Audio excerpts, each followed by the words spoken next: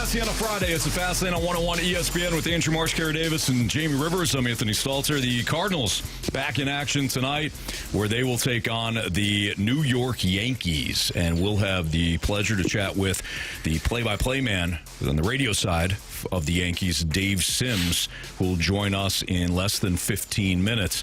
Carey, you, before we got off track yesterday, you kind of posed the biggest question of the day, which is how are we still unsure of the Cardinals' plan? And the plan, from your perspective, is like the plan moving forward. Right. Yeah, the plan seemed to be going into the season, you know, all things happening the way that they expected it to, trading Nolan Arenado, giving the young players a runway to kind of see who they are and what they are.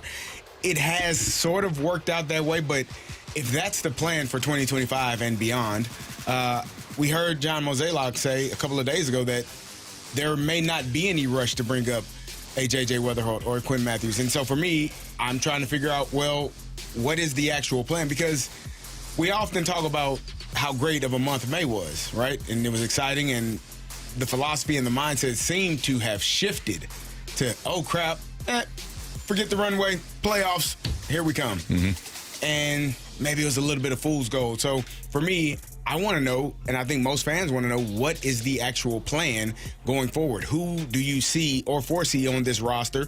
Where do you see them playing? I think that this is the time where you get your team kind of, you start shaping things up to figure out who slots in where and for how long. Like, what is the plan for that? Still don't know what's going on in left field. You don't know if it's going to be Ivan Herrera. You don't know if it's going to be Lars Newbar, if it's going to be Brendan Donovan. You don't know what's going on at second base, third base. You don't know what's going on at catcher. Like, the plan was to have youth and have a runway. And I don't know about you all, but I feel like you got just as many questions now as you did in January of 2025. Mm-hmm. You might have more. You might have more. I'm not joking. You might have more. You don't know. Because you just don't know. You have no clue. Mm-hmm. And I got to feel like, as a manager, coaching staff, front office, like, that has to be absolutely mind-blowing and extremely frustrating. But also, that sometimes you have to take away options for people. Meaning, you got to move on from some people in order to clear up and clarify what is what. I agree. I think that there are more questions now than there were in January or February going into spring training. I don't think you're off on that at all. And it goes back to the conversation that we've had before, which is that, are you creating more questions for yourself, or do you eliminate some of these things? And I think that when you look at Bloom going forward here, he probably has an idea of what the timetable actually looks like. Because he has he's got his to-do list in front of him. And part of, I'm sure at least a small part of that to-do list had get more power arms within this organization. They did that with the drafts. But when it comes to trying to figure out in the short term, how do you make this team better, when you're probably not going to have a lot of dollars, free agent dollars to spend, that now becomes tricky. So if you can eliminate some of the questions with the roster that you already have, the quicker that we can see them have some success. But Jordan Walker is still a question mark. Nolan Gorman and how you utilize him moving forward and what position, especially if you bring J.J. Weatherholt up next year, how does that look? You've got still a lot of congestion on this roster. Yeah. And, oh, by the way, Nolan Arenado is still here for 2 years, potentially. You have nothing but congestion. Mm-hmm. Like, if we're just being honest, Nolan Arenado, like, what's the plan there? 2 more years of this guy, and no disrespect to what I believe to be a future Hall of Famer, but he's not now. Right. He's in the way currently. He's taking up a roster spot, costs a lot of money, and he's blocking a young player from playing. That's just one. Then go around your infield, because you saw Sajasi, you have Weatherholt, you have Gorman, you have Donovan, you have Mason Wynn, you have Contreras. There's a lot of bodies on the dance floor. And the outfield, no different. The outfield's congested, too. Got too many guys out there. Now you got Herrera. You threw in the mix, too. That looks like that's going to be an adventure for a little while. Mm-hmm. So to Carey's point, I think you have more questions now than what you did last year. And how is that possible? Because they weren't able. How is that possible? A couple things. One, you weren't able to move on from Arenado. Okay? So that's one. 2, Gorman and Walker have not been able to truly show you what they are. Like, maybe they have shown us what they really are. I don't know. But they're still like, they're inconsistent. Walker was bad to start the season, picked it up a little bit recently. Gorman can still touch seats, but he strikes out. So you don't really know. Like, you don't have clarity to move on from anybody. I think I have more clarity on Gorman. Like, I'm in my opinion, third base, until he gets better at it, is probably not where he needs to be slotted at. I haven't seen enough good plays to say every day I trust him there. And thank God Nolan Arenado was here and was not traded, because, I mean, Nolan Gorman might have 15, 16, 25 errors at this point if he played every single day. So I think I know what he is in terms of in the field and at the plate. I know he can hit home runs. No, he's not going to hit it. He's going to strike out from time to time. That's one guy that you found out. Let's just say that you are positive. That's one guy. Right. We're still like Newt. I don't know. He's hurt all the time. I don't know. But I would love to see Newt metrics play. Say he's an all-star, but he's hurt all the time. I would love to see him play 145, 150 games, and not how many years? In one season. Oh, in one season. Yeah, my bad. If he could do that in one season, I'd be. Something tells me you did that on purpose. Yeah, one season. You never know. I don't know. I think the point of the season, like to what you guys were saying, is to find those players that took the ball and just ran with it. That was the whole point of the quote-unquote runway season. Yep. And how many guys do you think we have out of all of the players, out of all the positional players, how many of those guys can you truly say this guy took the ball with it and ran with it? Alec Burleson, Brendan Donovan. Matthew Liberatore. Mason Wynn. Mason But I kind of Mason Wynn did that last year. He wasn't a question mark coming in. Well, we did have questions like, hey, can Mason Wynn do what he did last year again? And I think he has. From an individual performance standpoint, yes. How he fits into the roster, absolutely not. Right. I think we had questions about him at the plate. I don't think we had any questions about him in the field. I agree. And he had 18 errors last year, I think. Which he's only gotten better in the field. He's gotten much better. So, yeah, a handful of guys. And you're still wondering, like the fact that you have moved two catchers from the catcher position, and you got two catchers that aren't up to par, in my opinion. I think that's an issue. You're gonna be searching again next year for that position, trying to figure out that, because Ivan Herrera was supposed to be the catcher. Oh, guess what? He can't throw people out. When do you think they like? I get so frustrated, Anthony. I talked about this yesterday because I am a coach at heart. I don't coach. Well, I do coach, but I don't coach at that level. But I'm a coach at heart. And coaching is about development, making sure that your players are prepared for certain situations. And how do you prepare them? You put them through the ringer in practice, in warm-ups, in all of these tests and these skills, and you give them opportunities. And if you couldn't figure out in spring training or last year or in any point that he was unable to throw people out, why did it take? What the hell? What are you doing, man? Like, so I need answers, man. I need answers. Yeah, somebody at some point should be able to explain what the game plan was. I'm hoping there was a game plan. Did they think they were just going to keep working him out and his arm would get better? I don't know. Because that, to me, small muscles in your arm. You do those bands. You can certainly it strengthens your muscles. You can sure try. Yeah. But after a couple of years of that, and Herrera's been in the system for a few years now, and you're seeing marginal to no improvement, I'd say at that point you're like, okay, so this is not what we thought. You can't elevate this guy to the majors, at least not as a catcher. Mm-hmm. Yeah, it's a weird one. 211, your time check brought to you by Clarkson Jewelers, an officially licensed Rolex jeweler. We're going to be joined by Dave Sims. He's the Yankees radio play-by-play man with the Yankees in town. We'll get a feel for this upcoming series at Busch Stadium. That's next on 101 ESPN.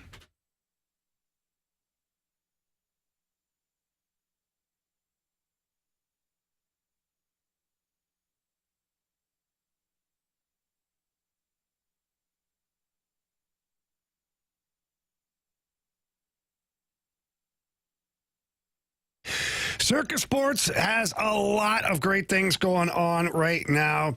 Couple of the best ones that they've got going right now are these contests for Circa Million and Circa Survivor.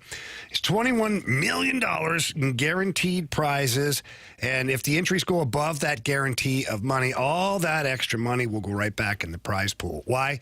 Because the owner of Circus Sports, Derek Stevens, wants people to win. He likes when people win money, and that's why he creates these awesome contests. But you do have to go to a Circus Sports book in Nevada and sign up before September 6th at 2 p.m. Once you do all of that, then you just download the Circus Sports Illinois app, and you can control everything from the palm of your hand, all your contests, the daily wagers, any kind of futures bet, a money line bet. And let's not forget that Circus Sports has the best odds out of any app that is out there currently. Download others and compare. You will see them telling you the truth. Circus Sports really, really has a lot of great things going on, so you're not going to want to miss out on all the action. All you have to do is download and bet like a pro with your Circus Sports Illinois app.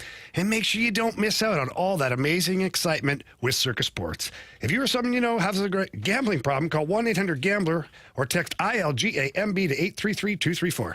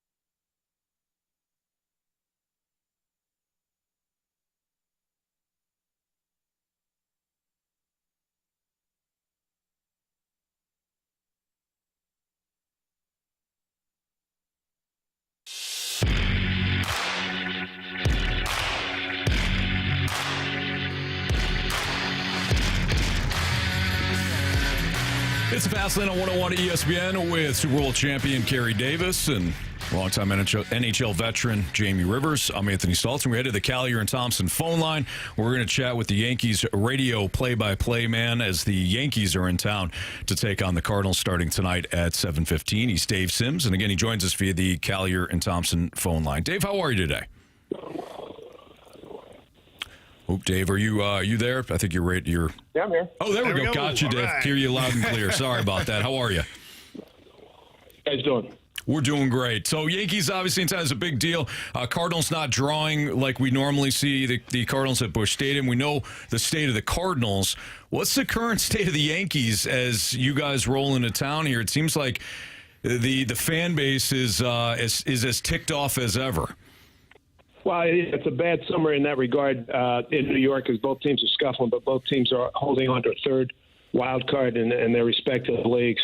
The Yankees, their problem very similar to the Mets. starters longer than 5 innings. At 5 innings, 90 pitches. Give me into the 6th and 7th inning. Runners in scoring position can improve. Base running, we've had a few. A few incidences that you never thought you'd see. Fielding sometimes has been a problem. They hit home runs, prodigious in doing that. Judge is slated to be back maybe in the outfield as early as tomorrow, Saturday or Sunday. Stanton's been carrying the load the last 10 days, and it's time. We keep saying it, time's running out. Time to get going. Now, the Yankees, when you talk about all those things that have kind of gone wrong or gone sideways throughout this season, I watch a lot of sports talk radio and listen a lot, and a lot of the New York people are calling for Aaron Boone's job.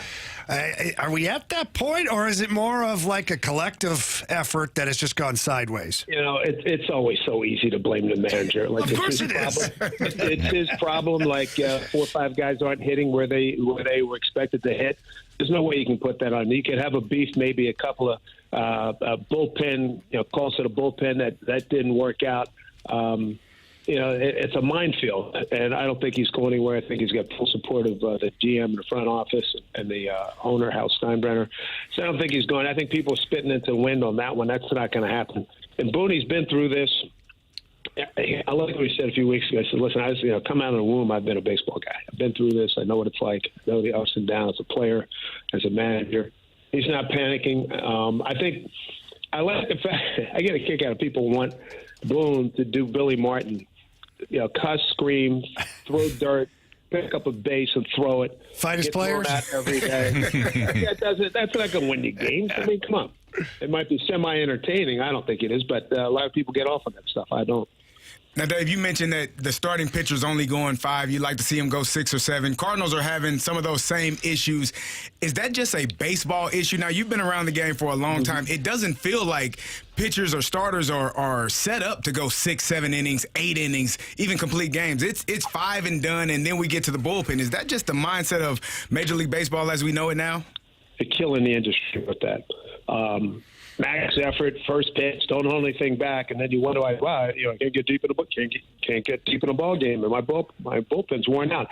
Duh. I mean, sometimes you got to pitch a contact. You can't go out there thinking you're going to strike everybody out. Just like guys can't go to the plate and think every time 4 bats hit 4 home runs a night. It's not going to happen. It's not realistic. The game's not built that way. It's foolish to think that way. And everybody, darn near everybody, wherever we go, whoever comes to New York, they have the same issue. They're killing the industry.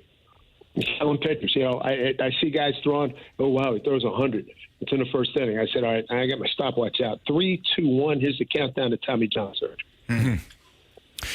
Dave Sims joining us right now. He's the Yankees radio play-by-play man. The Yankees in town to take on the Cardinals. Dave, really interesting comments. I don't disagree with you at all. But when it comes to the front offices have paid guys that can throw hard. The scouts only look at guys who can throw hard and have power. So are we taking, and by we I mean the front offices, Dave, are they taking kind of the thought process out of the players' hands with analytics, and again, you're only getting paid if you can throw hard and hit home runs. Yeah, Greg Maddux wouldn't be scouted right now. Right. Wouldn't be scouted right now.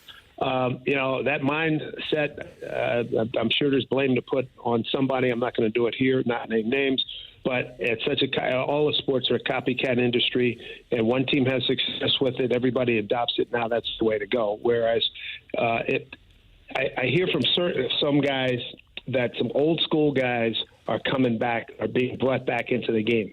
It's not all about numbers. These are human beings. They're not, you're not playing video games where the guy's going to be at 100% every day. That doesn't work. It's inhuman to even think that. It's stupid to think that, to be honest with you. And at some point, there's going to have to be a change. And, when you start having elite pitchers going down, like it's at a carnival or something, that's when things will change. It'll be the American way. Wait till things get desperate, stupid, then they'll do something about it. Dave, I think I'd be remiss not to ask you about former Cardinal, current Yankee, Paul Goldschmidt. I mean, you can see kind of what he's done from the stat line, but, we don't have the pleasure of seeing him every day, interacting with him, seeing him interact with his new teammates with the Yankees.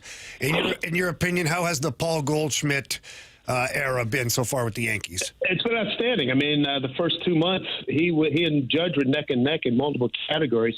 I mean, Goldie, as you guys know, I'm not telling you anything you don't know. He's a champ, good guy, great guy.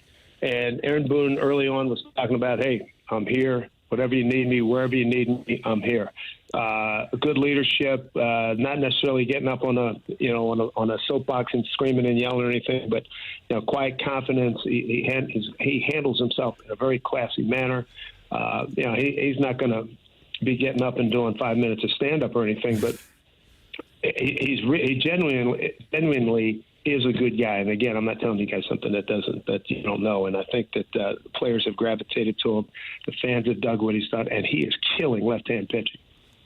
Dave, I was looking at your career, and you did 18 years with the Seattle Mariners, your first year with the Yankees. You've seen some great players. Ichiro comes to mind. He's just became a Hall of Famer. You're watching Aaron Judge every single day, a future Hall of Famer. What are some of the similarities that those players have that make them just so much better than the rest of the players in the major leagues? A lot, talent, and then the dedication to the craft and the relentless pursuit of excellence. And it's like in any sport, in any walk of life. I mean, you have some guys who are always a couple, 3 steps ahead of the curve. And you were talking about my 18 years in Seattle. Today's the anniversary of Felix Hernandez's perfect game. I just saw a note on that. Oh wow! 2012, and what a thrill that was. Yeah, I mean, you're talking to elite dudes there, and they just do it differently. I mean, Ichiro, I'm sure. I think we were out there in May, and he's still out there shagging. He's out there 1:30, 2 o'clock, shagging balls, for guys from early practice, getting his running in. He's 51 years old. If he could, he'd come back as a middle inning reliever because he can still rush it up there. Wow. No, he's a special dude. He's an unusual guy, and I mean that in a good way. He's so incredibly consistent, and he was nice. And he's got a great sense of humor, as you probably saw in his Hall of Fame speech. So, good dude, great dude. No doubt. Well, Dave, we really appreciate you coming on, and if it's the anniversary of King Felix throwing the perfect game, I'm sure you get to call Andre Palante's perfect game tonight. We're I've looking got a lot forward of to experience. that. I think I've called about 3 perfect games and about 6 no-nos. So Perfect. Looking forward to it, Dave. Let's go, baby. Dave, enjoy St. Louis. We appreciate your time. Thank you. Yeah, you bet, guys. Thanks a lot. Take care. Take care. It's Dave Sims, the radio play-by-play man for the New York Yankees. He didn't pull any punches, man. I love what he said. He was direct, man. It was great. He's spot on. I mean, just the comment about Greg Maddux not being scouted right now. A Hall of Fame pitcher. I told you that's my favorite pitcher ever. Adam Wainwright wouldn't be Those scouted guys right now. would not be professional pitchers in this era because the notion that you have to throw upwards to 100, 102, 103, at least 98, or you're not on a team. That doesn't make you a great pitcher. Mm-hmm. That just means you throw hard. Yeah. Like, it doesn't make you a great pitcher because you can pitch it fast. It just makes you a pitcher that throws really hard, and generally people swing and miss. But some of these guys, that doesn't matter to them. They're still making contact and smoking it. The second, or if they get to a third time to the rotation, teams usually have those guys timed up pretty good by then. Sure. Marsh sent out a tweet from somebody that was talking about why it's such a big deal to have any catcher call a game. Why not have a game calling specialist in the dugout? And I didn't respond to the text, Marsh, but one of my first thoughts was, well, aren't we already complaining about taking the strategic element out of the game from the player? Like, obviously, there's a strategic element to the analytics and what the numbers tell you and the managers and the coaching staffs. But from a player standpoint, do we continue to take the thought process out of the game for players? No, catchers don't have to call a game, but how engaged was Yadier Molina in the game when he was? Yeah, I think it's unfair to try to compare anyone to Yadi. Like he take any catcher that you like. Then. Let's take Yadi off. Let's take Yadi. Jorge Posada, since the Yankees are coming into town. Yeah. You know what I mean? I'm sure he called. I'm sure he called games. I'm sure he did too. Yeah. What I'm saying, he did. Yeah. What I'm saying is, let's not just bitch about analytics. Let's talk about how the Greg Maddux used to call his own game. Correct. Sure, but he was on another level with that. Are we just taking the thoughts out of players' minds. Just I'm just throwing 95. I'm gonna throw 95 plus, and we'll see how far I can go. Hopefully, it's 5 innings and we're good. You're not being a pitcher, Right? Justin Verlander, Greg Maddux. I might need 98 in the 8th inning or the 7th inning. Is it still going to be there? Hell no, for most of these guys. Yeah. But if you're pitching throughout the course of the game, if you're building up, if you're strategizing over it, I think that is what purists really miss about baseball. In my opinion. Why do you think that baseball, the people in charge now, are so gung ho on just velocity rather than off speed and junk? Because they think that they can teach the kids that. You can't teach a guy to throw 101, 102. True. You can take 101, 102, and you can work on developing other pitches. That's what they look at. Gotcha. It's just like in hockey for a while, it was fast. How fast can we find a guy? I can teach them all the other stuff. Then they found out, hockey IQ is a thing. And this guy goes 100 miles an hour down the boards, has no idea what he's doing. So it's kind of like some of these pitchers, throws 102, has no idea where it's going. We'll figure it out. It's a great point. It's not just baseball. It's not just hockey. Look at football, Carey. Some of these coaches are like, give me the 6'7", dude. I don't know how many 6'7" people are being birthed that will also play football with good feet. Give me that guy. I'll teach him everything else. And it doesn't always work that way. No, it does. It certainly doesn't. The Raiders are notorious for saying, give me the fastest guy available. Right. Yeah, what if he can't catch, coach? Yeah, we'll teach him. Nah, he can't catch. Not able to do it. Can't run routes. Though. He's fast. Well, I saw a documentary. If you believe that football looks like a roll of toilet paper, you'll be able to catch it. All right, yeah, you'll be fine. That coach knew what he was doing. He wasn't just a football coach. He was shaping young men's lives. There's no doubt about it. Yeah. He won a huge game, too. He did, and he got his name on one of those big water towers. Yes, he certainly did. Yeah, that guy could coach. Yeah. He also shrunk his entire family once. He did do that, too. Actually, I think he did it twice. Guy's got issues. Yeah, actually, now that I think about it. It's Fastlane on 101 ESPN, the lineup game. The lineup South. Just hit me. Took me a second. Yep. The lineup South will play a lineup game next on 101 ESPN.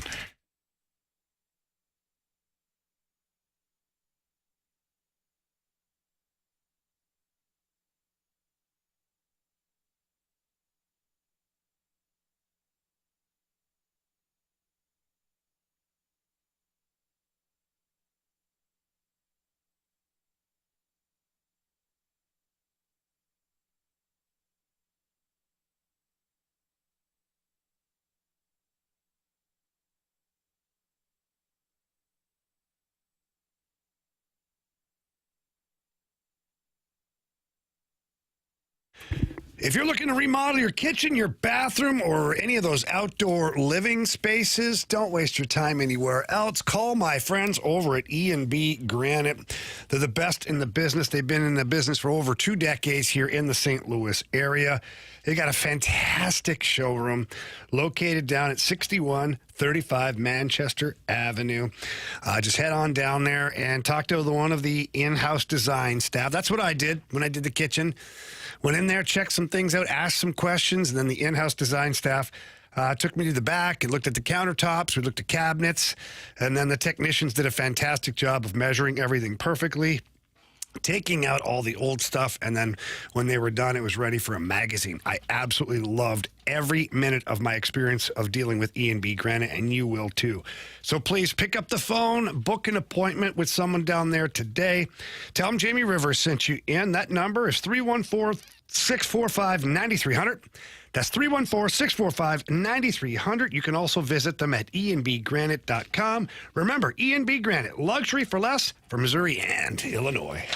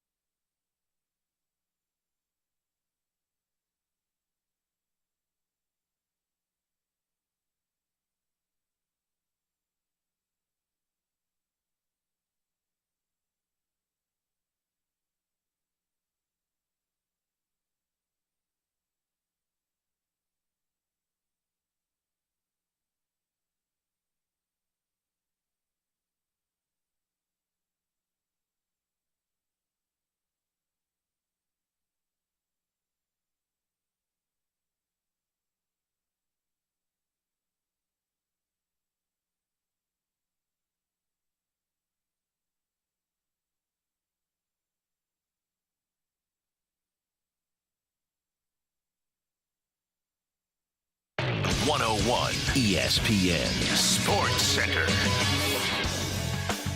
I'm Andrew Marsh. It's time for a Sports Center update driven by Johnny Londoff Chevrolet and Johnny Londoff Autoplex. Tonight, the Cardinals take on the New York Yankees. Andre Pallante on the mound for the Cardinals. Luis Gil on the mound for the Yankees. First pitch tonight is at 7:15. If you missed our conversation with Yankees radio play-by-play man Dave Sims, make sure you go to 101ESPN.com or check out the free Dobbs Tire and Auto Center's 101 ESPN mobile app. Just head to the podcast page.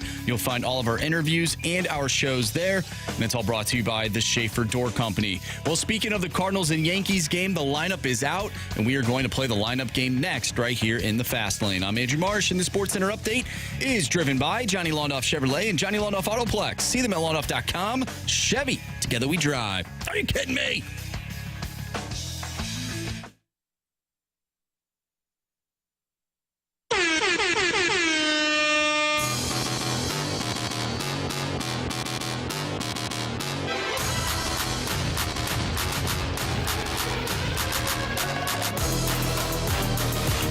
Marsh just told you in the Sports Center update, we're going to play the lineup game right now as the Cardinals host the New York Yankees. Bronx Bombers in for 3 this weekend, including tonight at Busch Stadium. 7:15 is start time. Andre Pallante will oppose Luis Gil in the pitching matchup. Luis Gil is a right-hander, boys. He is a righty. So I think we should start off with the old Brendan Donovan. Yeah, go ahead. Show us Brendan Donovan. Look at that guy. Vibrant, handsome, hair. Herrera? I don't know if he's hurt. Yeah, we don't know, but it's been a day off. He did the old splits the other day. Was he hurt or He embarrassed? wasn't hurt. He took him pulled out him for from the game? Yeah, for defensive purposes. Yeah, after he tore his... I don't think he tore it. Bandera. I don't think it was He's reported that he fine. tore anything, Anthony. Okay. It's Von You Herrera. got to be very careful with You can't- assumptions. You really do. You can't say certain things on air. You know, you guys are right. Go ahead, Jamie. Show us Ivan Herrera. You are so wrong. Way to go, Carey. You Way to go. mad. Anthony, you're right. Carey's wrong. Thank you. Really? Are you the Cardinals pitching staff from 2023?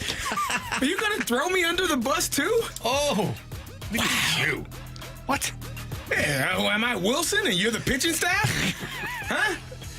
The hell are we doing here? Drove over you. I'm going to back up backed it now. up. hell are you doing, man? Carey, who do you think it is, Sam?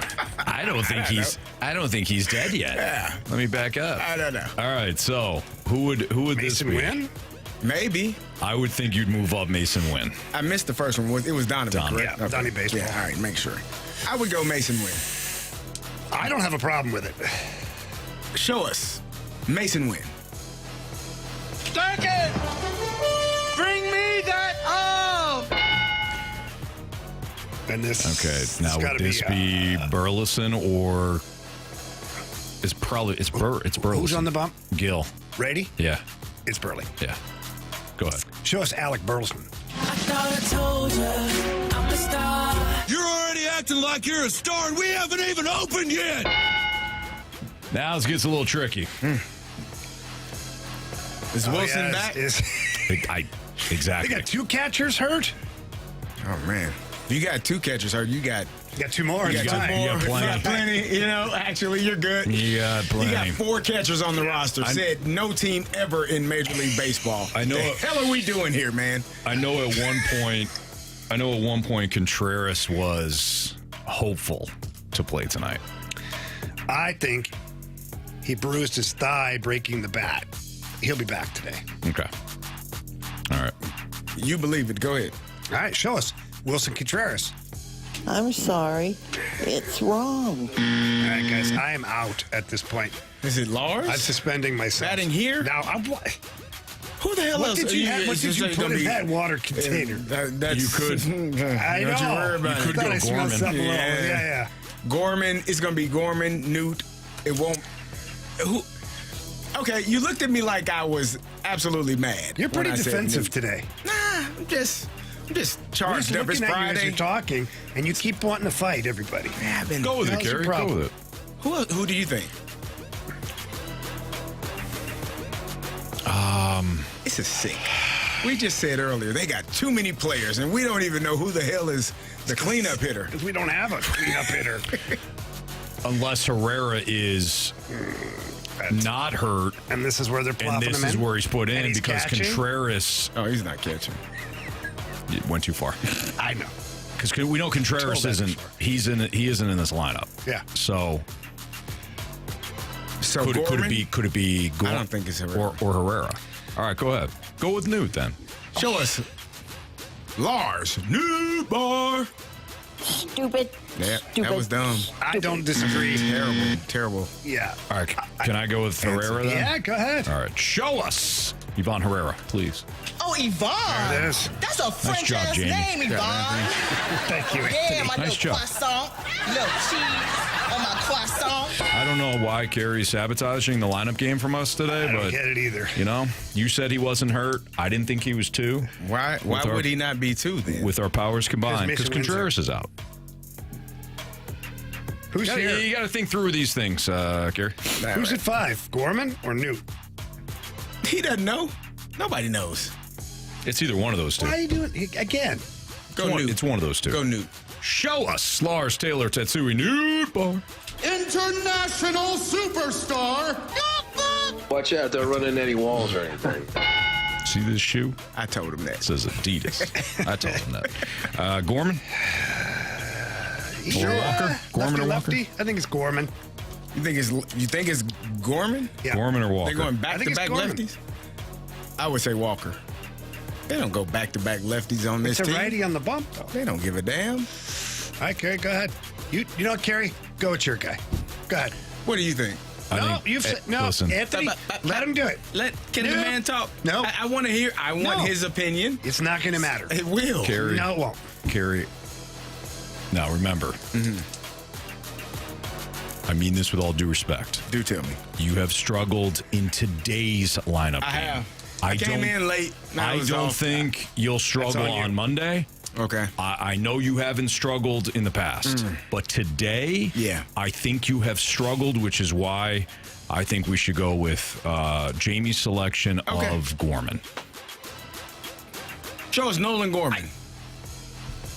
Swing Serenade is brought to you by Gorman. Hang me a curve and I will hit. Okay. Now, Carey, if you'd like to go with Jordan Walker, I think this would be a good spot Now, for if you'd old like to go with your Jaywalk. client, you can go here. Yeah. Show us Jordan Walker. Die for every ball. He's back. It's boring otherwise, plus it looks harder. The most important play in right field is what I like to call the janitor throw. Jamie. Guaranteed out every time. I call it the janitor throw because it cleans up that are trying to take an extra base on you. Yes. This Pa has. Yes, it is. Go for it. Show us Petey Pages. Smithies, throw this at him. You're out. Maybe. Show us Victor Scott. Run, run, run as fast as you can. You can't catch me. I'm the gingerbread man. We did okay, guys. Not bad. We did okay. Marcia, can you run that? Yeah, it could have been better. Leading off. That's why I said okay. Leading off, did okay. Anthony. Second baseman, Brendan Donovan. Batting second, the shortstop, Mason Wynn. He's working his way up to lead off because that's typically where shortstops hit. Yeah. Batting third, first baseman, Alec Burleson. Your cleanup hitter, DH, Yvonne Herrera. Oh, Yvonne. Batting fifth in left field, Lars Newbar. Batting sixth, third baseman, Nolan Gorman. Batting seventh in right field is Jordan Walker. Batting eighth in catching, Pedro Pajes. And batting ninth in center field is Victor Scott the second. Back. They fair. They fair. Go fair, go fair. I don't believe what I just saw. Home run. All right, Marsh, what do we got for the latest home run standings? Now, I know you two claimed to pick up points in the afternoon game. Yeah, they lied. Well, that's only We because shut Jamie that and I down. did. They lied. No, so I did not add We those made our points picks. to You guys just didn't listen. It's fine. We don't need them. Yeah. It's fine. Don't worry about it. Well, I didn't put them on the total, so. Jamie, you have 27 points. Carey has 18. Anthony, you have 13, and I have 6. Give me Alec Burleson, please. Yeah. How'd that feel? Not great. Give me a Von Herrera. Oh, he's hurt. No, he's in. Give me look down like that. I'm tripping. Give me the actual catcher, Pedro Paez. Wow. I am going to go with the guy that Carey thought should be your cleanup hitter today. That would be Lars Nootbaar. And he will prove why he should have been batting 4th. Wow. Okay. He will avenge Carey. Oh, wow. Avenge him. Yeah. I like it. Okay. Do you think that he'll point to you, Carey, He should. as he's rounding the bases? Point right at the TV. I'll be watching. I've been listening. There was a video clip of a college football coach that one of our loyal listeners, Swan, sent us on Twitter. And I thought what the college football coach said about the transfer portals and what's important for the long-term future of players in college football was spot on. And there were some of the things that he preached that I've heard Carey utter either privately or on these airwaves as well. So we're going to dive into that. You'll listen to what this specific college football coach said about the transfer portal and how some of these kids might be hurt by it. That's next on 101 ESPN.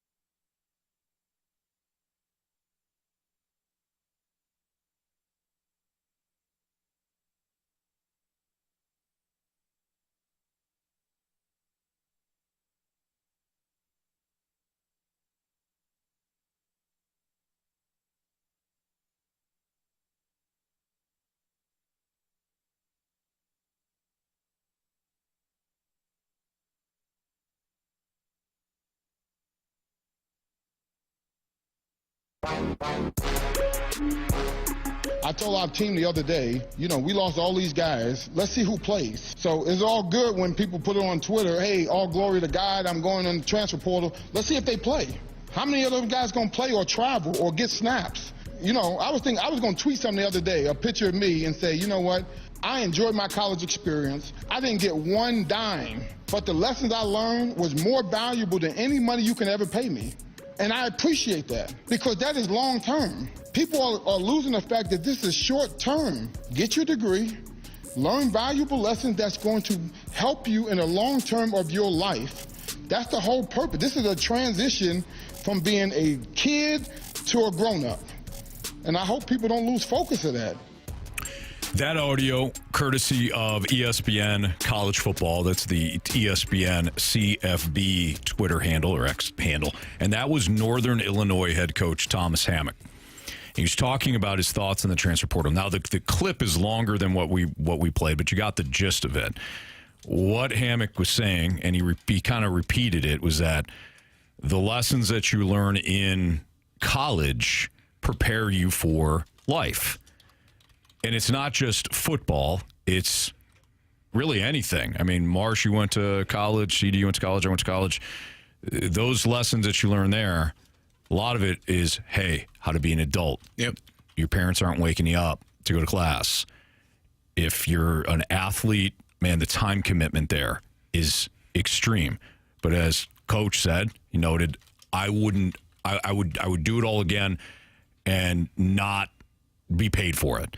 But the thing that he said in that clip that reminded me of you, Carey, is the thing that you have said, either off air or on air, about how the transfer portal is not guaranteed. Correct. You can enter the transfer portal and not get picked up. Mm-hmm. So you might see a star collegiate player transfer, get a bunch of money elsewhere, and you think, I can do that as well. I might as well do that, as if the transfer portal is some sort of guarantee to more money. But you could find yourself out of college football and out of a scholarship that was given to you by the school that you first committed to. So I think that was one of his main points. And Carey, again, I've heard you say that as well. Well, every year there are more young men, and we're just talking about football right now. There are more young men in the transfer portal than there are spots available, which means you left the spot. Multiple people leave spots, and there aren't enough spots to go to. Mm-hmm. So when you're talking about the NIL money, the top tier players, the Arch Mannings, the Carson Becks, those guys, Cam Ward from last year, Shedeur Sanders, those guys are making millions of dollars, but most players aren't making that level or that much money. And so there's this notion, and he's talking about some of these guys are going to transfer. Let's see if they make the team. Let's see if they're on the roster. Let's see if they're actually playing. I've had a coach tell me, he was a coach in the Big 12, said we lost our starting safety, right? Mm-hmm. Went to an SEC school, said that kid's not even playing. So because that SEC school offered him more money, that's absolutely maddening. That's crazy. To leave a spot where you're playing and starting in the Big 12 to a spot where you're not even on the field because that team paid you more money. You're missing out on the opportunity of the bigger money, which is the NFL. The NIL money is awesome. If you can make it, I'll never tell a young man, hey, don't go get your money if they're offering it to you. But you also need to know what the landscape of that landing spot is. Are you there competing with another person for that spot? Did they bring in 2 or 3 more guys at your position? It is not a guarantee because you're in the transfer portal that you're going to have success elsewhere. You need to know where you're going, where you're leaving from, and what that looks like, in the grand scheme of things. And I think a lot of these young men are not getting great advice or great guidance when they're entering the transfer portal. I had a kid that I knew of entered the transfer portal, decided to go back to the school that he left, and realized not until his mother called one of the coaches complaining and crying that she got a bill. Because he's no longer on scholarship. Bingo. Got a bill for the tuition for the second semester because he enrolled in school and had quit and basically had entered the transfer portal. Right. Your scholarship's gone, my man. Yeah. And so now. Which is sad, but this is why. This is a business. Yeah. It is sad. Right. And his mother was sick and sad and hurt and scared. Because you get a lump sum for that amount of money. You're like, what's it? He's on scholarship. We don't owe anything. No, yeah, you do. Because your son entered the portal, didn't get picked up, came back to school, and now he's got to pay tuition. So there are a lot of stories like that where, these young men are entering the portal and have no clue about where they're going just because they're mad. I say this, and I'll say this to anyone. If you're entering the portal because, man, the coach doesn't like me, or man, they not giving me a fair chance, or the coach is too hard on me, I can tell you for sure that blocking Myles Garrett on 3rd and 8 is much harder than what you're dealing with. If you have ambitions or aspirations of playing in the NFL, if you can't handle a coach being on your backside, there ain't no way you're going to block T.J. Watt on 3rd and 9 in the fourth quarter in a gotta-have-it moment. Like, you have to be willing to compete. You have to be willing to put yourself in positions that are uncomfortable, and that's what college is. It's not just college football. It is transitioning from a child to adulthood. And you learn all of those things by going through having adversity and persevering through that. Some people are unwilling to. Some people want the soft landing spot. Some people want to choose, finances. But I agree with Thomas Hammock. Like, some of these guys that are transferring from his school aren't going to play. They would have been stars and starters at NIU, and maybe you go to a bigger school. Maybe you go to a school in the Big Ten because they're offering you more money. They got 4 or 5 guys that are going to be ahead of you. Then you go to an SEC school, 3 or 4 guys, 4 or 5 guys ahead of you. What's better for your maturation and your growth as a player? Getting more money right now in the right now, or playing every single snap and hopefully getting an opportunity to play in the NFL. It's your choice, but I agree with him. Every transfer is not the glitz and glamour that it seems to be. Yeah, again, there's some comments here. Somebody in the Snake Pit had said, wow, so out of touch with the current modern day athlete. Again, we're not focused on the ones that decide, I can get money. I know I'm going to get money elsewhere. I've got a deal. I got a potential deal on the table. I'm going to transfer. Let's say it's a smaller school, smaller program, and they decide to transfer to a bigger program. Like even like Riley Leonard he was at Duke, and then he transferred to Notre Dame, and I'm sure he got paid a lot. That's not who we're talking about. We are talking about the athlete, like Carey just described, that I don't like my current situation. I'm out, enters the transfer portal, doesn't realize that the grass isn't greener on the other side. And sometimes there is no grass. There is not. You're done. Yeah. You get to the transfer portal, and then that's it. You're done playing collegiate football. It's just hey, get the big picture in mind. And we're also not talking about guys like Cody Schrader, who transferred from Truman State to the University of Missouri and walked on and earned a scholarship and became the best running back on that team. Like, there are situations, and Cody played his butt off. There's plenty of situations where it makes sense. Correct. Yeah. So and then got the bigger opportunity at Mizzou. But there are guys like from Northern Illinois, which is a Division I FBS football program, that want to leave there. Action. They want to leave there and go elsewhere because they feel like the opportunities are better. And yeah, the money might be greater, no doubt, but the opportunity to play. So you're taking a chance on, and I'm not knocking anybody. If somebody's offering you $100,000 and you're getting zero, well, yeah, okay. But you're probably and potentially missing out on $5 million if you make an NFL squad and because you have the reps. So you have to weigh what's greater and what's more important to you. That $100,000 right now, or man, if I grind, play my butt off, I become all MAC and first team MAC and maybe a honorable mention All-American. I'm going to get an opportunity to play in the NFL. If I go to this SEC school where I'm getting $100,000 right now and I sit on the bench, I'm never going to make that NFL roster. I'm not going to have a chance. So you have to weigh the options and weigh what's more important to you. It depends on who you are. Tim came back, by the way. It was Tim that made the comment. He said, sorry, Anthony, that wasn't directed to you guys, but the coach's comment. All good. I understand Tim's point. I understand his point of view, because the other side of it was like these coaches complain about players transferring and all that. Meanwhile, as soon as they get a bigger and better opportunity, they're gone. So I do like the way it is now. It's just, hey, not everything's fixed. You have more problems that are created. It's just it's not unlike the NHL when Jamie's talking about that the top players in a lockout worrying about themselves. And then meanwhile, you got guys that are trying to play overseas just to earn a dollar because they're locked out and they're living year to year. Right. That I'm not talking about like the upper echelon here, and I don't think that the Northern Illinois coach Hammock is talking about those guys either. Oh, I don't think he is either. Yeah, I think he's talking saying, about. I don't think he has a problem with it. You want to transfer? Go ahead. Yeah. But just be aware. Just understand what's going to happen. And he's speaking from experience. He's had kids, I'm sure, leave his team that were starters or stars on his team and go elsewhere and not even play. Like I said, I talked to a Division I FBS football coach. This kid transferred from a starting position in the Big 12, went to an SEC school, and didn't play. You got more money, but you missed out on an opportunity for the bigger money. If you're playing every day, starting on a Big 12 team, and you ball, there's an NFL team that's going to call you. They're not going to call you if you're the third stringer of an SEC school. Nobody gives a damn. Right. Nobody's looking for you. They don't get to see you. Yeah. You have nothing on film. So that's what he's talking about. School, leaving my school, leaving this school for what you think are greener pastures or a bigger opportunity, and end up not being any opportunity at all. Just providing even more depth for an SEC school. All right, or a Big Ten school. It's Fascinating on 101 ESPN. Marsh has got what's trending next.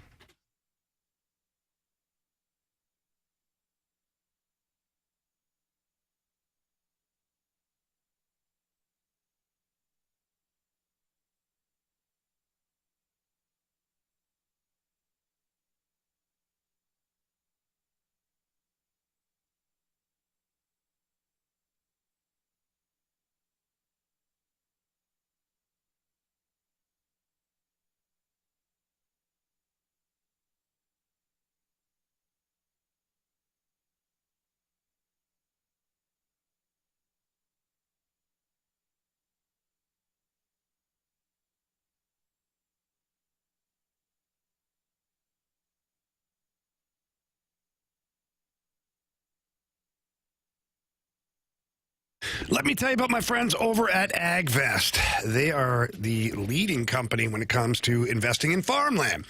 You're probably wondering to yourself, why would I invest in farmland? I'm sitting here to tell you, why wouldn't you?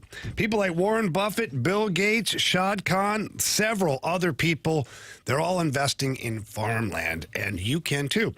The reason is that you're getting steady returns on a long-term investment. You get that growth year after year after year, the appreciation of the farm yearly too. It takes away some of that stress of waking up every day, watching the stock market and watching your investments go up and down. No, steady growth with farmland. And AgVest is the leading company that is doing this, and they're licensed in 10 states. And also, if you own farmland and you need help with that, AgVest can help maximize its value with full service management from sourcing and diligence to rent, as well as tenant selection. And all you have to do, pretty easy. Pick up the phone, call AgVest founder Chris Bronner at 618-520-7022. That's 618-520-7022, or you can visit agvestadvisors.com. Buy land. They're not making it anymore.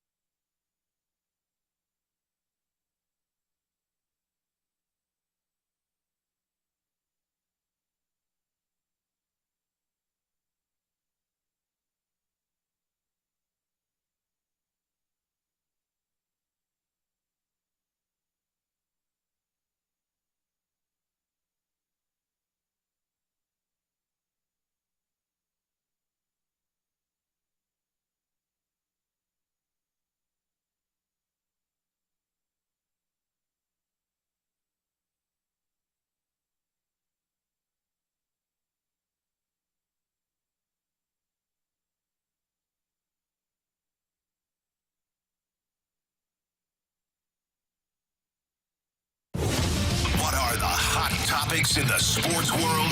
What in the wide world of sports is going on here? It's time to find out with What's Trending, brought to you by Elite Comfort Experts. Heating and cooling with no gimmicks, just guarantees. EliteComfortExperts.com.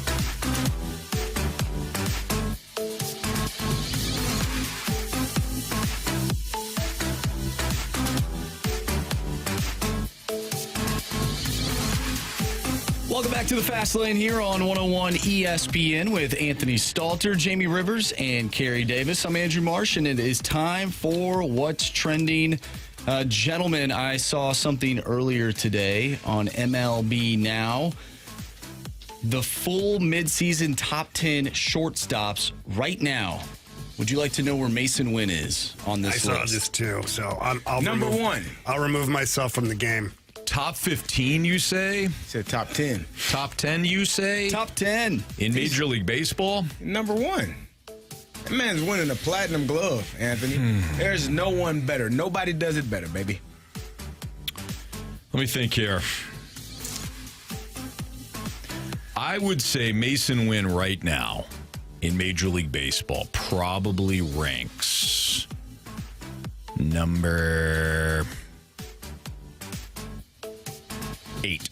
Well, you're wrong, Anthony. He's not in the top 10. Not even in there. What the heck? Not even in the top 10. Let's go through it real quick. This is the Shredders full midseason top 10 shortstops right now list. MLB Now. Bobby Witt Jr., number 1. Makes sense. Number 2 is Francisco Lindor. Number 3, Corey Seager. Number 4, Mookie Betts. Number 5, Gunnar Henderson. Number 6, Ellie De La Cruz. Number 7 is Jeremy Pena. Number 8, Trey Turner. Number 9, J.P. Crawford. And number 10, C.J. Abrams. I feel like I was set up. I feel like I was set up by Marshy. Yeah. I feel like this game was we were set up to lose. Rigged. He rigged it so we could lose, and he enjoyed that. He did. Or where do you think Mason Wynn is on the top 10? Number 1. Number 8. You know who I blame? He ain't on it. You know who I blame, Carey? Who you blame? I blame you and I. For having... We got to pick up on his tone. I thought Jamie gave it away with the, I saw this already. We got to pick up on his tone, too. That's blame on us, him, Carey. then. Yeah. Let's blame Jamie. Man, blame him. That always works. That actually works better. Whatever. Yeah. No, I'm with you now, Carey. Thank you. Yeah, total setup job by Marsh, but it's Jamie's fault. Yep. By all accounts, don't take any accountability yourselves. You pieces of steaming. You know what? Why do you think that is? That he's not on the top 10? Because they don't know ball. Can't hit the ball. That's not true. I imagine they're punishing him for his offense. If that's the case, Mookie Betts has only got a 6-something OPS right now. Mookie isn't having a great year this year offensively. He's one of the worst utility players that I know of. Marsh asks, why do you think the list that I did not put together did not have Mason Wynn on it? And I said his offense. And then you guys you go nuts over there. No, we didn't. Then what do you think? Why is he not on the list then? Because they don't know what the hell they're doing. Yeah, I don't know.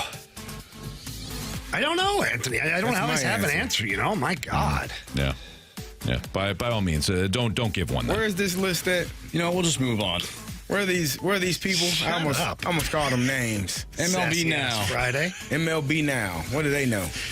All right. We'll just move on. Yeah, just move on. Clearly, everybody's in a terrible mood right now. Well, because Mason Wynn's not on the list. That makes sense. Maybe this will brighten your spirits. Probably not. The Muskegon Lumberjacks are thrilled to announce the addition of 3-time Stanley Cup champion Pat Maroon to the coaching staff.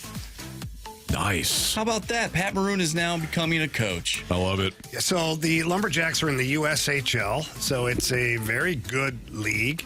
And I love that Patty's doing this. You know, Patty loves the game of hockey. He's been playing since he was just a little guy. And, you know, it's a great entry point for someone to kind of get their feet wet, really learn the industry of coaching and things like that. And he's got a great personality for it. He's got a great temperament for it. He's been a great leader on so many teams. It's why he was acquired by teams to bring the locker room together. I think it's going to be great. He's going to learn a lot. It's nice that he's going to be an assistant coach and not being thrust into being a head coach, because unless you've done it before, it's really difficult to know all the steps. And what I mean by even done it before is he's never even been a head coach at like youth level, because he's been playing. He wasn't able to help coach his son throughout the years. So he's helped out, there's no doubt, but you learn a lot by being an assistant coach and watching someone operate. And then maybe Patty's, next step is to be a head coach in the USHL or even higher. Who knows? This is what Colton St. Clair, head coach of the Lumberjacks, had to say. North Dakota guy. Said, bringing in Pat Maroon to our organization is a game-changing move for the Muskegon Lumberjacks. His championship pedigree, leadership presence, and relentless compete level are exactly what we want our players to emulate. Pat knows what it takes to win, and his influence will elevate our locker room, our culture, and our pursuit of excellence. Yeah, he's right. Yeah. Pat Maroon, to me, seems like the ultimate locker room guy. He is. I mean, anybody he's ever played for, even so the latter part of his career, Pat was a role player. Okay? Get the puck out, get the puck in, finish your hits, go to the front of the net, fight a guy if you have to. But when Patty was younger, he was an absolute offensive machine. And he was still like the gregarious locker room guy. Yeah. It's just his personality. And if you've ever met the family in totality, they're all the same way. They're all wired the same way. It's a great family. They love to have fun. They love to laugh. They're awesome. They love to get after each other. So it's... Pride of Oakville, baby. Yes, absolutely. They are. They're great people. They're unbelievable. All right, it's Fast Lane on 101 at ESPN 313. Your time check brought to you by Clarkson Jewelers, an officially licensed Rolex jeweler. Steve Ott, who is beloved not only as a Blues player, but now as a Blues coach, talked on the Last Minute Blues podcast about the offseason differences between a player and a coach. And we thought it was interesting since Carey and Jamie are not only both former players, but they also have coached or are coaching, to get their perspective on what Otter said. You'll hear what Steve Ott said and Jamie and Carey's reactions next on 101 ESPN.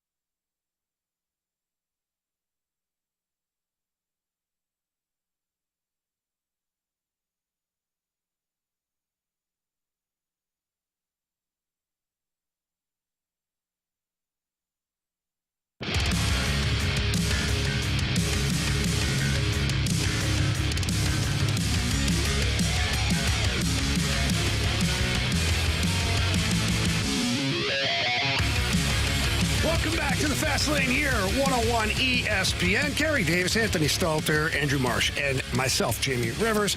All right, Marshy, I know you were listening/watching the Last Minute Blues podcast. Alex, Donnie Fandango, Jeremy Rutherford had on Blues associate coach Steve Ott, and he said something that got the hamster running in the wheel for you, didn't he? Yeah, he did. He was comparing the differences between players and coaches in the off season, and I found it to be interesting because, like Anthony said, heading into the break, you two have played at the highest level in your respective sports, but you also, after the fact, have coached as well. Mm-hmm. And so you know the dynamic between both of those, and you also have been around coaches at the highest level, so you know the differences between the two when it comes to the off season. So this is what Steve Ott had to say, and then obviously we will discuss it. As a player, you're so wound up all year long, and your body's in such like soreness and all that areas where you actually need to rest. Mm-hmm. And when you shut off, it's like the light switch shuts down, and you just kind of just start healing back up, depending if you need surgery or whatnot. Coaching is a little bit different. It's a mental side of it, so your brain never shuts off. Yeah. And obviously, in the way that our season ended last year, it was really hard to shut this one off. And then it turns into development camp, and we start talking hockey, start getting a little bit, the excitement back. And then, Monty wants us doing a little bit of projects here and there, to stay sharp, find some new patterns for the upcoming season. So you're always thinking, and then you get here. And now it's like right away I got here, and it's like the excitement. And I know we're still, a month away before training camp, but the excitement starts happening. You walk around and you got fans stopping you, and they're excited. See, the excitement that builds up, it's the mental side that's different for coaching. So it's not as easy as just to shut it off because, we're always constantly talking with each other and whatnot and coming up with some good ideas for this upcoming season. Yeah, it's so, Carey, I'll let you have your turn because football, I imagine football's slightly different. I think overall we might have a lot of the same things to say. As a player, like when I left the rink, I went home, I went out, I had dinner, I did whatever, I had a nap, slobbered on the pillow, whatever, right? And then when I woke up the next day, I went to practice, and when I walked into the rink, hockey brain would turn back on. And as time went on, the game evolved a little bit, and there's some film, maybe, but we didn't have like the iPads and the software. They could send you your files, and you can check it out on your laptop sitting at home. Like you had to go sit in the video room with the video coach, and he would only throw 2 or 3 clips in there or something, whatever you want. But like that was the extent of it. Now, as a coach, the motor never stops. Like it never stops. And I've had the opportunity to work with NHL teams going through training camps, preseasons, practices, skill development, all that stuff. So I have coached at the highest level in a capacity where there was a lot of film work, a lot of studying, a lot of pattern watching. So as far as like power play, penalty kill, all that, forechecks, breakouts. Mm-hmm. And I've coached in the minor leagues. I've coached young kids, whatnot. The brain never shuts off. You're always looking for a way to beat the game. You're always looking for a way to improve your team incrementally every single day. Whereas the player leaves the rink or leaves the field, in my opinion, I'm not going to speak for Carey, you're like, okay, light switch, on to the next thing. Mm-hmm. So, yeah, it is very different being a coach, and especially even if you win. So I remember talking to Chief and that following the Stanley Cup championship. I'm like, going to be an easy summer for you now. He's like, no, it's not. He's like, I got to figure out a way to stay on top because now everybody's coming for us. Mm-hmm. He's like, they've seen our style of play. They've seen the board work, the down low, all the puck possession. We got to make sure, how do we maximize that? How do we counter what teams are going to do? They're going to get bigger. They're going to have bigger defensemen. And he was right. Like, you're always, because I was like, oh, well, hey, Chief, why don't you take a little bit and relax here a little bit? Right. But he's right. You got to get ready for the next year, the next one. So, Carey, I don't know how that works for you. I would much rather play than coach. Because like you said, when I'm done, I'll deal with the pain, the surgeries that you have to have in the off season. But at least I get to go home and rest. Like, I don't have to think about football. Like, I would take 4 to 6 weeks off. I wouldn't do anything. Like, not a damn thing. Not a wait, not a run, not a walk. Maybe a walk. I might roll out a bit. Like, my body is taking time to hit the reset button, and it needs it. And I'm, depending on when the season ended, if it ended in January or if it ended in February, March, beginning of March, yeah, okay, now we can get rolling around. But as a coach, it is terrible. Like, your offseason is because you're like, if you didn't win, you replay. You know how many times that staff has replayed that Winnipeg Jets game? The last 2 minutes, I guarantee they had the last 2 minutes of that game memorized. There are sleep, like, you're waking up like, I should have done this, or why didn't we do this, or what the hell why did he do that? Like, you're helpless because you're really relying on other people to do. As a player, I can control a large aspect of the game by my play. As a coach, I have to give you the information and say, okay, go do it. I trust you because I coached you, but go do it. And then if you don't do it, you don't sleep. Like, you're sitting there. I guarantee you, if you ask Monty how many times he's replayed that game, he probably can't count on one hand. Like, he will tell you, I thought about it a lot. Because the level of frustration that you have with not finishing the way you want to. And then if you do win, as a coach, you're like, yeah, okay, we did it. Now we got to do it again. And it's preparing again all over and over. So I would much rather play than have to coach, because that is a different mindset, even at a lower level. Like, I still think about a specific play from when I was coaching high school football in a playoff game. Like, I talked to my coaches about it still. I'm like, man, it was 4th and 1. We were going for it. We were on our side of the 50. And if we get this damn first down, Anthony, game over, baby. And guess what? I'm like, we should have went on 2. Shouldn't have went on 1. They jumped it, made a tackle in the backfield. I still see the play. Should have jumped, should have went for it. If we jump off sides, okay, we punt it. We're still in the lead. I still think about it. So your heart probably still drops. Probably should have went on 2, Carey. Probably should have. Thanks, Jamie. Man's bearing his soul right now, and you're being a Arizona Diamondback. So the next time it's different. I still think about it. Yeah. So yeah, you're gonna replay those moments and think about how you should have done this or what you should have done. It's vastly different from a player's aspect. Like, and that's even also day to day. Like Jamie said, when practice is over, when meetings are over, when my work day is over, I'm going home. I might watch film if I got some film to watch. I'm not thinking about football. Maybe it's a football game. Maybe I watch it. Maybe I watch a movie and get the hell away from football for 2.5, 3 hours. Like, yeah. Coaches don't have that opportunity. They are every day. They're waking up in the middle of the night, writing down a play or a drill that they think can help their systems. Like, it's never ending. Yeah. I remember, like, when I was doing it more on a daily basis, I kept a notepad on the nightstand. I'd roll over and jot down 2 or 3 things because I was dreaming and thinking about hockey. It's sick. Yeah. It's sick. And then the next day, because I did it at first and I wasn't writing it down, I get up in the morning and be like, oh my God. I forgot. What was it? What was it?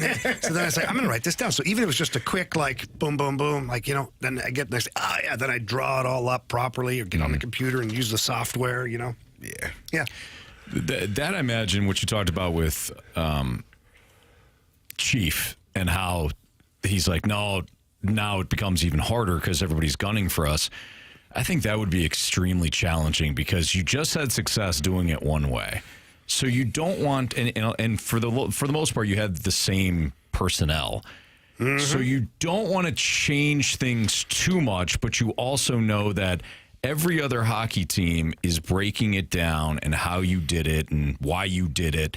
So now you have to make subtle alterations so that you can be ahead of everybody. Yeah, you can't change things too much because that's your bread and butter, and you just want it that way.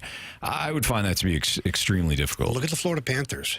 Okay, it's 3 years in a row they've been to the Stanley Cup final. They've won it back-to-back times.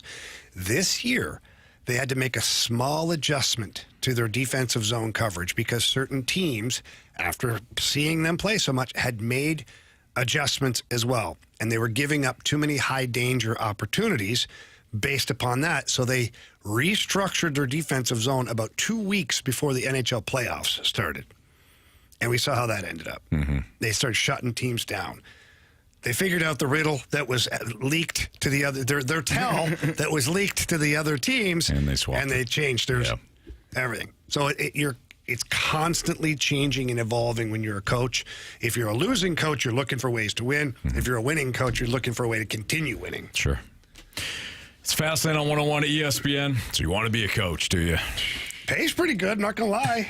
What do you think is harder, real quick, in terms of winning a championship? I know, obviously, you go through the grind of being a player, but as a coach, like, what do you think would be more satisfying? What do you mean, as a player or a coach? Yeah. Well, look, they're obviously both satisfying. For sure. Yeah. But I think, like, as a player, you're proud of yourself. You're proud of your teammates. You know, I wouldn't say you're proud of your coach because it's like, whatever. But as a coach, you're proud of everybody. Yeah. Like, you're proud of your trainers for keeping guys, duct taped together. You're proud of your kicker. You're proud of your special teams. You're proud, I don't know, Carey, because you won a Super Bowl. Yeah. But I imagine that Mike Tomlin, probably pretty proud guy of having all of it come together, knowing that he's the CEO of this whole thing. Yeah, that's a good question. I don't know. Maybe the coach has more pride and more at stake because you have more moving parts. Like, as a player, I control my part, and I have to trust that my teammate does his part. And the coach has to make sure Carey's doing his part. Right. So I don't know. I mean, I don't. Well, plus as a coach too, you have more opinions coming at you because if you're a player, fans can sit there and they'd be like, well, I should have done X, Y, but you don't have that skill set. That's why you're watching. But if you're a coach and you're doing it a certain way, you have all the opinion, like knuckleheads like us. We're talking about it, not knowing the full details. As a coach, you talked about this, Carey, when you were coaching high school football and you're hearing everybody lob stuff from the stands. Like, why aren't you doing this? Why aren't you doing that? You can't do that. Yeah, ma'am, sir. You weren't at practice. You can't do it. I actually tried that. Yeah, and it ain't work. And you're thinking. And you tried it probably 4 weeks ago. And these people are just coming to the point of, well, why aren't you trying this? I did. Well, I would tell them. It's not working. I would tell them. We get an interesting text here from the 618, and it's not like we were avoiding this, but the text says it's not just sports. It's the position. When I became a foreman for a roofing company instead of just a worker, I became more mentally drained and physically longer hours. It's more demanding. That's why there's good coaches, bad coaches. It's true. I mean, that's even a great point. In the business world, it's the same thing because for me, with my companies, the buck stops with me. So if the company fails or we have a bad week or a bad experience, that's on me because I didn't have the preparation done properly for my coaches, my players, per se, to execute properly. So, yeah, it really is every walk of life to where the higher your position is, there is a lot more stress on you, which is probably why, and people may not like to hear this, which is probably why the CEOs, the CFOs, and all these things, they make so much money because they're the ones that help make sure the money keeps coming in. For everybody. For everybody. Yep, no question. It's Fastlane on 101 at ESPN. We're going to play Super Bowl Contender or Smoke and Mirrors next on 101 ESPN.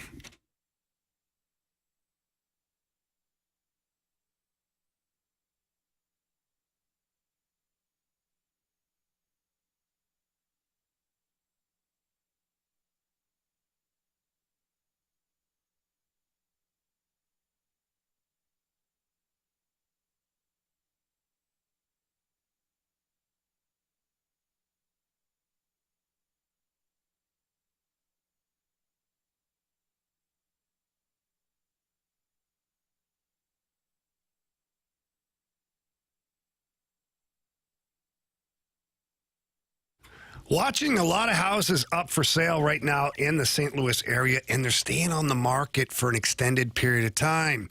That tells me that they don't know what they're doing, unfortunately. That's why you have to call Gloria Lou with Your Home Sold Guaranteed Realty. Gloria's been in the business for over 20 years, and she understands the demographic here in St. Louis. She understands that each zip code is a different price range, and that's where she's going to really, really use her expertise. She guarantees to sell your home, too, for 100% of market value, or she will pay the difference, and that's how confident she is. Another reason she's going to sell your home is because she has over 24,000 buyers in waiting, which means start packing because your house might already be sold. And that's why I call Gloria Lou. With anything to do with real estate, my friends ask me, I say, hey, you want to sell your home? Call Gloria Lou. And it's really easy. I'm going to give you her phone number. That number is 314-325-6888. Again, that's 314-325-6888. Or you can always visit GloriaHasTheBuyers.com. But remember that Gloria and the seller must agree upon the sales price as well as the possession date.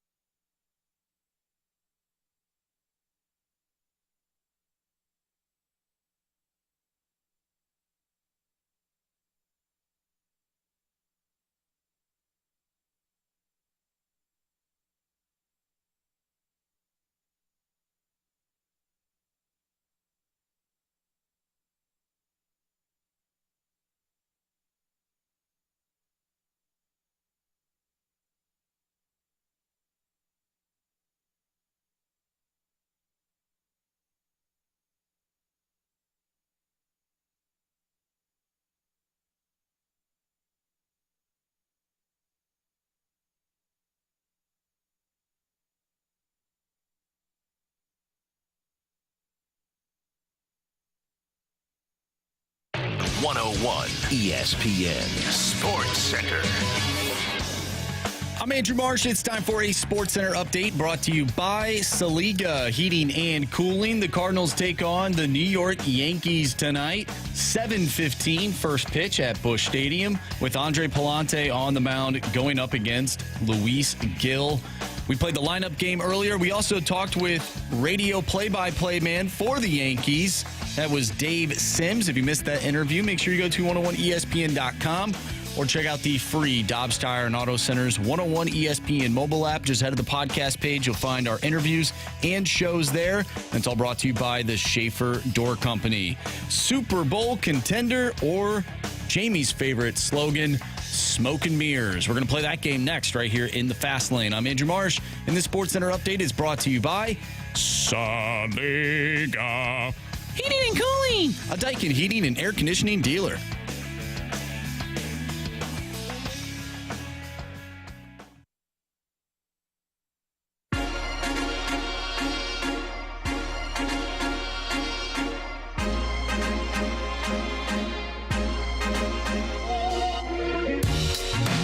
As Marsh just told you in the Sports Center update, we're going to play Super Bowl Contender or Smoke and Mirrors, and Marsh has got a long list of teams that could fall into either category. All right, let's start with the AFC East and the Miami Dolphins. A lot of chatter around them here in training camp.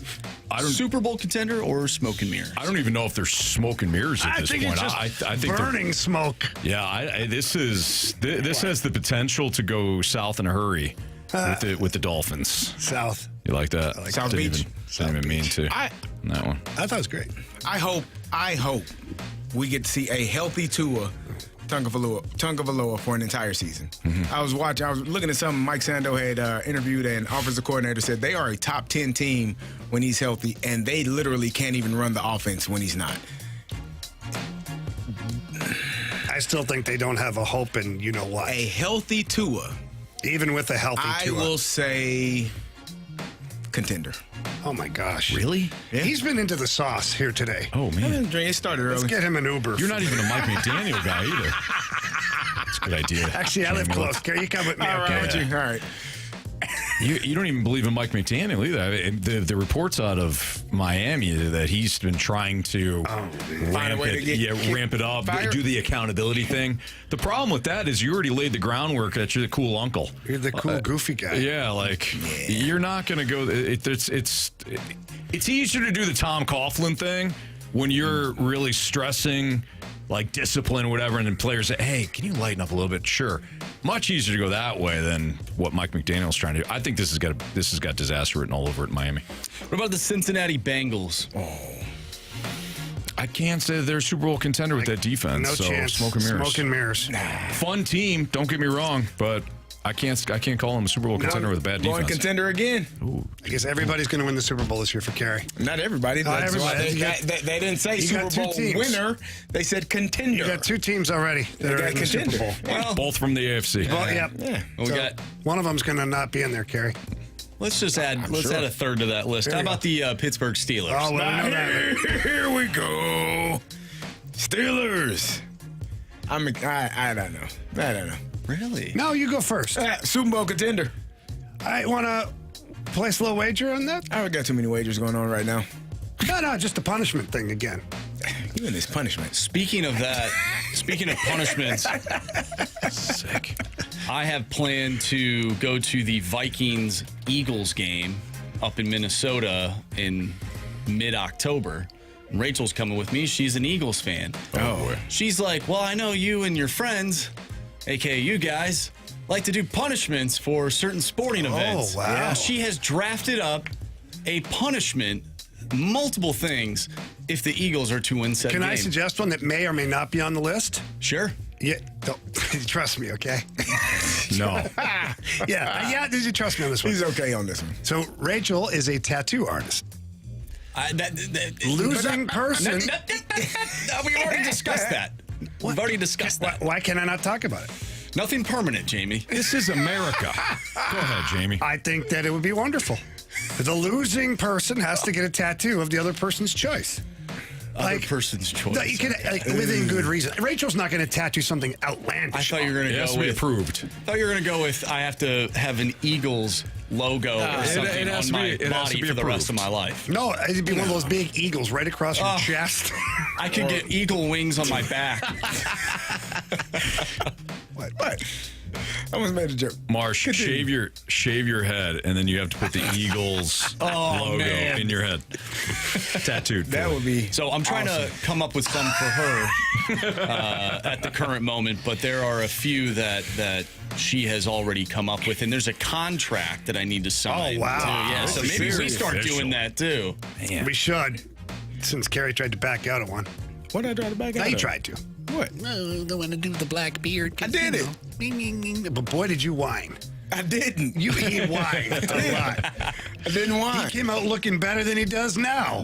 True. And then you're a handsome devil still. Don't get me wrong. Thank you. Okay? All right, well, speaking of the Vikings, what about the Vikings? Smoke and mirrors, or are they a Super Bowl contender? That's not even a question. Smoke and mirrors. Yeah. I'm surprised you don't have them being a contender since you're in such a great mood today. I am in a great mood. Who'd you ask? The Vikings. Sorry, Marsh. I got to go with smoke and mirrors. Understandable. We just don't know. We don't know what J.J. McCarthy's going to bring to the table. Understandably so. All right. Steelers, by the way, are going to start off. They're going to start off hot. Yeah. Well, they're going to start. That defense is going to be incredible, and then just like what has happened now with the Steelers, that defense is going to fade because they're on the damn field the entire time. So first half, here we go. 5-0 to start the season. First half, here we go. Second half, here we don't go. They could win a bunch of games. Okay.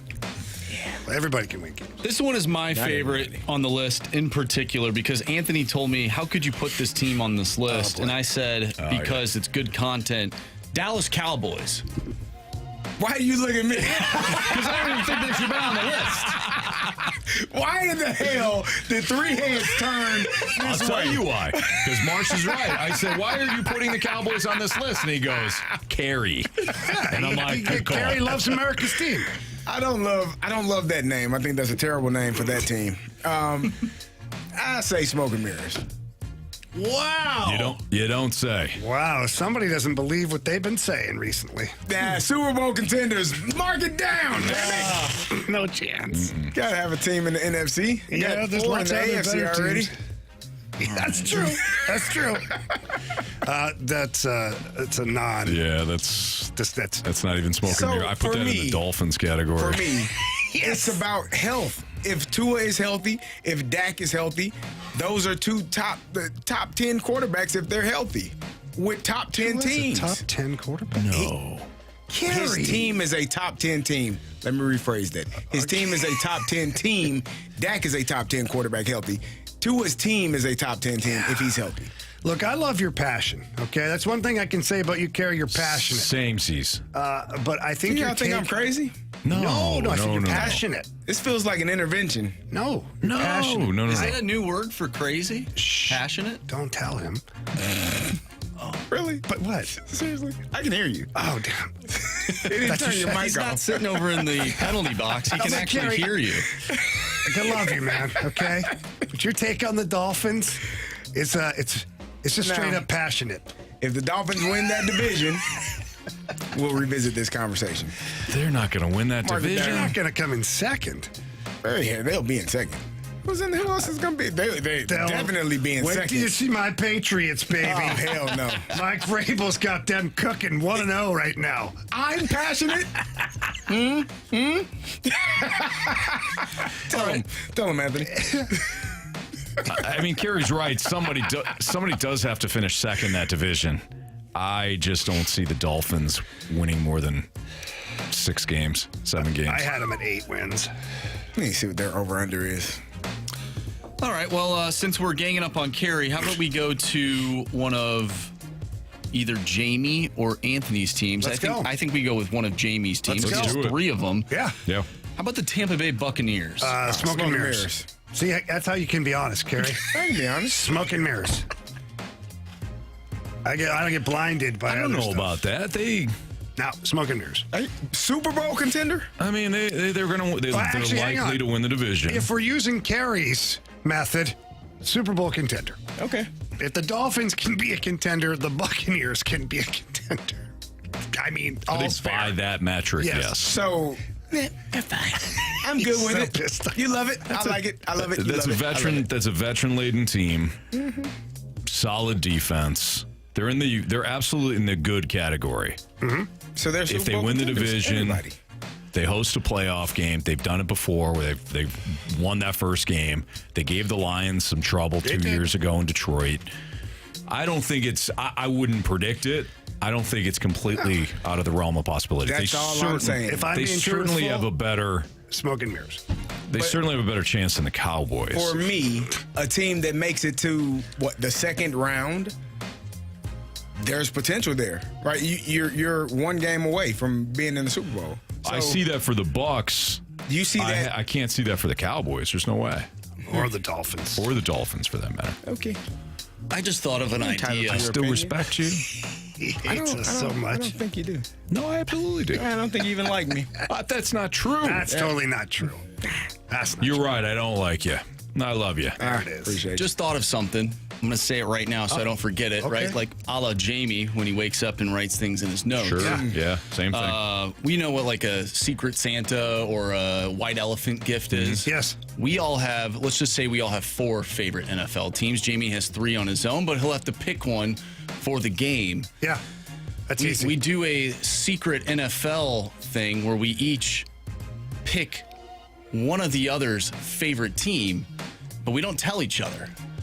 And at the end of the season, we reveal, and whoever has the lowest amount of wins has to do a punishment. So throughout the season, you'll understand, like, why is Jamie rooting for the Steelers all of a sudden? My favorite team by far is the Giants.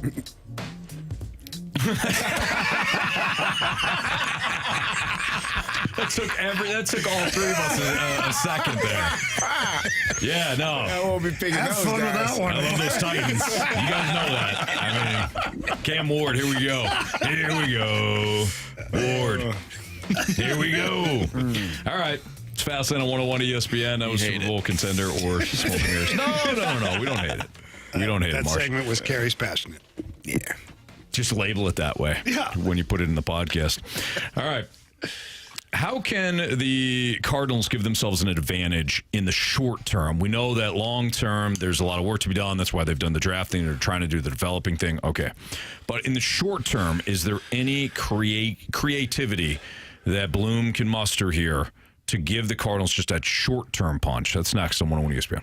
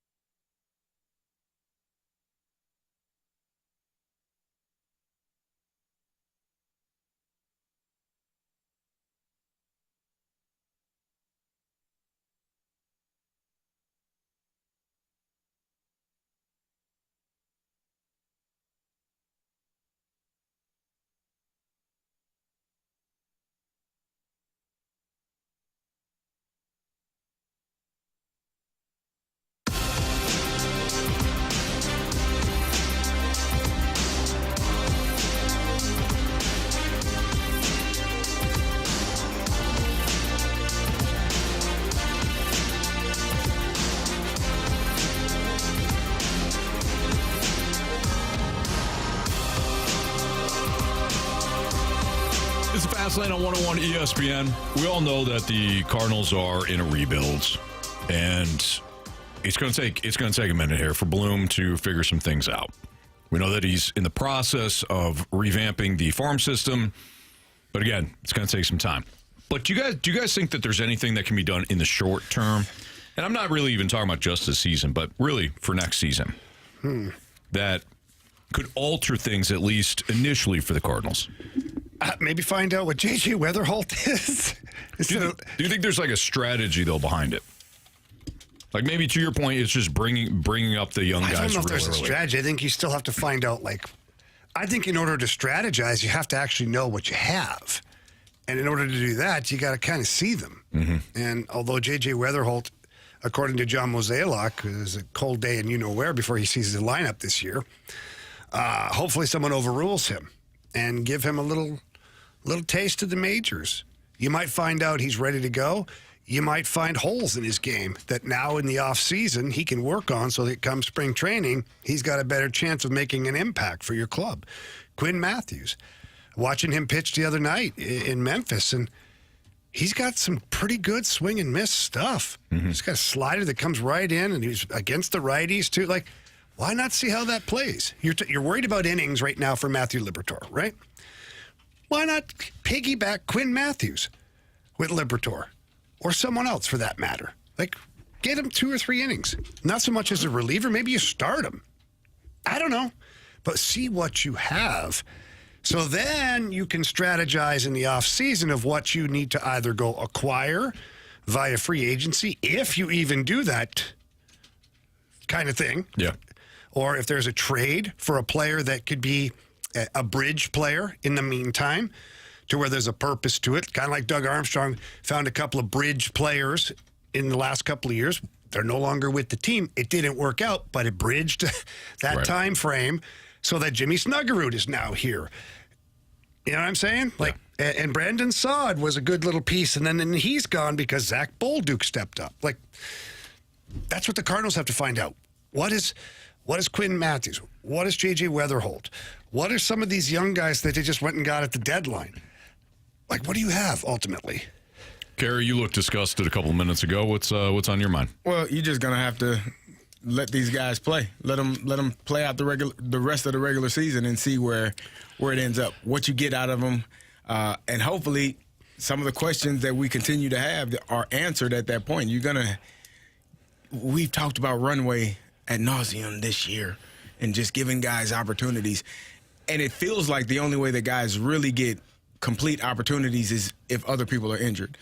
Today's lineup is okay because Contreras isn't in. But when he's in tomorrow or Sunday, then who's out? And it's still Nolan Arenado if he decides to come back, or if he's able to come back from this rehab stint. If they want him to come back this year, that's 2 people. So now who's out, right? And every day it's somebody different. It is musical chairs. All right. Gorman, you're out today. Walker, you'll be out tomorrow. Lars, you'll be out the next day. There's no real way to gain, in my opinion, an understanding. For me, if I have an everyday player, I don't want to be platooning them. All right, I got a lefty this day. All right, Gorman, you're out. Well, how the hell do I know if he's an everyday player if he doesn't hit against lefties? Yeah. Are we just not going to play him against lefties because we assume that there's no answer? So for me, you're going to have to. Fortunately and unfortunately for the guys that are hurt, but fortunately there are injuries and you're allowed this opportunity to see more of players. But when everyone's healthy, then what do you do? Mm-hmm. You deal with the congestion. Yeah, you got to take something for that, Anthony. Yeah. Mucinex, it clears you up really well. What's the Mucinex version of congestion for the Cardinals? Trade. DFA. Yeah. Call up. Actually, that might be. Well, that's not going to happen. So congestion. Yeah. Looks like we're probably going to see the same team as next year. All right. Anthony, we got a request from Pete. Hey, Pete. All right, Stalter and Marsh, you guys need to say why not us today, or you are officially off the bandwagon, even if you haven't wavered. You cannot wait till we win to say it. You guys are officially off. If you don't say it, it's up to you. You ready, Marsh? Yep. Count us down. 3, 2, 1. Why not us? Yeah. You proud of yourself? Yeah. Marsha, you? Well, typically no, but in this case, yeah. They did really well last time they played the Yankees at Busch Stadium. It really doesn't have the same effect when you don't believe in it. The one thing, no, we do believe it. The one thing that I do know, Marsh, is that the Cardinals play up to their competition. They do, actually.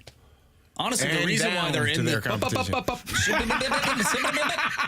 reason why they're in this situation is because they stink against all the stink teams. For now, the Yankees haven't been great since the All-Star playoff spot, Carey. They are 11-14 since the All-Star break. What's their record? 11-14 since the All-Star break. What's their overall record? I don't know. They're like 8 games above 5. Thank you. Thank you. So they're a good team? They're in third place in their division, Anthony. That's a stacked division. Ask Mama Rivers. It is. Oh, God. Only thing I know is last time the Cardinals faced a great team, they wiped the floor with them. It's not a great team. Yeah, it is.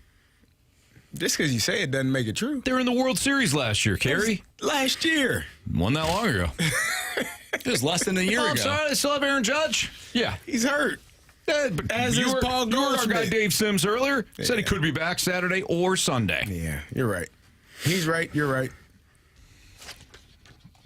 We'll see. What's really disgusting is how you guys don't believe. They don't believe in Andre Palante. He's got a nice record. He's 6-9. I believe. 4.95 ERA, 80 Ks. I believe. Good. Cardinals going to get it done this weekend. There ain't no doubt about it. Gauntlet next on 101 ESPN.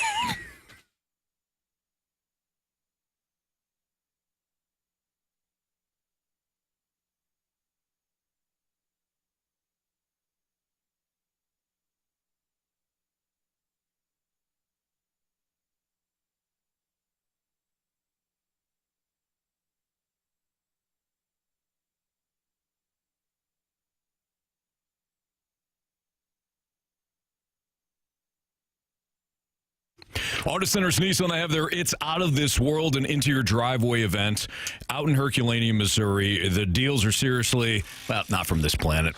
The Auto Centers Nissan team, they've got 1,000 vehicles. And in fact, they got over 1,000 vehicles all in one massive location right off I-55 in Herculaneum, Missouri. No bouncing between lots. No mystery. Just the best selection in the St. Louis area all in one place. And right now, during this sales event, you can get 0% APR for 60 months, 0 down, and no payments for 3 months on 2025 Rogues, Pathfinders, and Muranos, all built in the USA, all priced to move with massive dealer discounts. If you're not in the market for a new vehicle, maybe you have a first-time driver that is heading off to college. You want to make sure that you get a safe vehicle with a great deal, and you want to shop used, Auto Centers, they've got you covered with them, those two.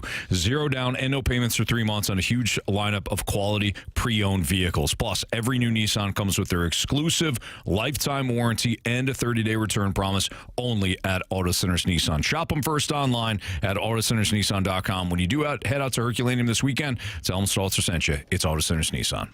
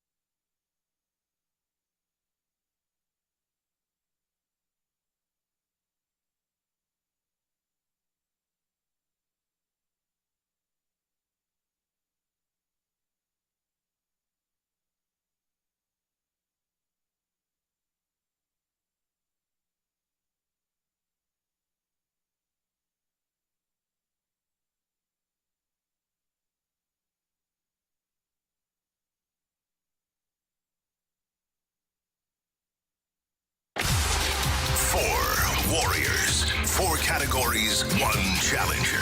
Can you survive the gauntlet? Brought to you by Blue Note Roofing. Roofing, siding, and gutters. Visit BlueNoteRoofingSTL.com for a free inspection. 4:02, your time check is brought to you by Clarkson Jewelers, an officially licensed Rolex jeweler with Andrew Marsh, Carey Davis, and Jamie Rivers. I'm Anthony Stalter, and we welcome Ben to the Gauntlet. What's up, Ben? Hey, how's it going? So, Ben, Marsh tells me that you were on about, a year ago, and you actually made it to the final round. Is that correct? Correct. Yeah. Okay, and Marsh, he takes detailed notes. He says that Marsh was the one that knocked you off in the championship. Is that correct? Yep, that is how that worked out. Yep. Is this a revenge spot for you then, Ben? I hadn't thought this through, actually, so okay, we'll go for it, I guess. Yeah, we can have that. Yeah. I don't know. Whoa, now, Ben, I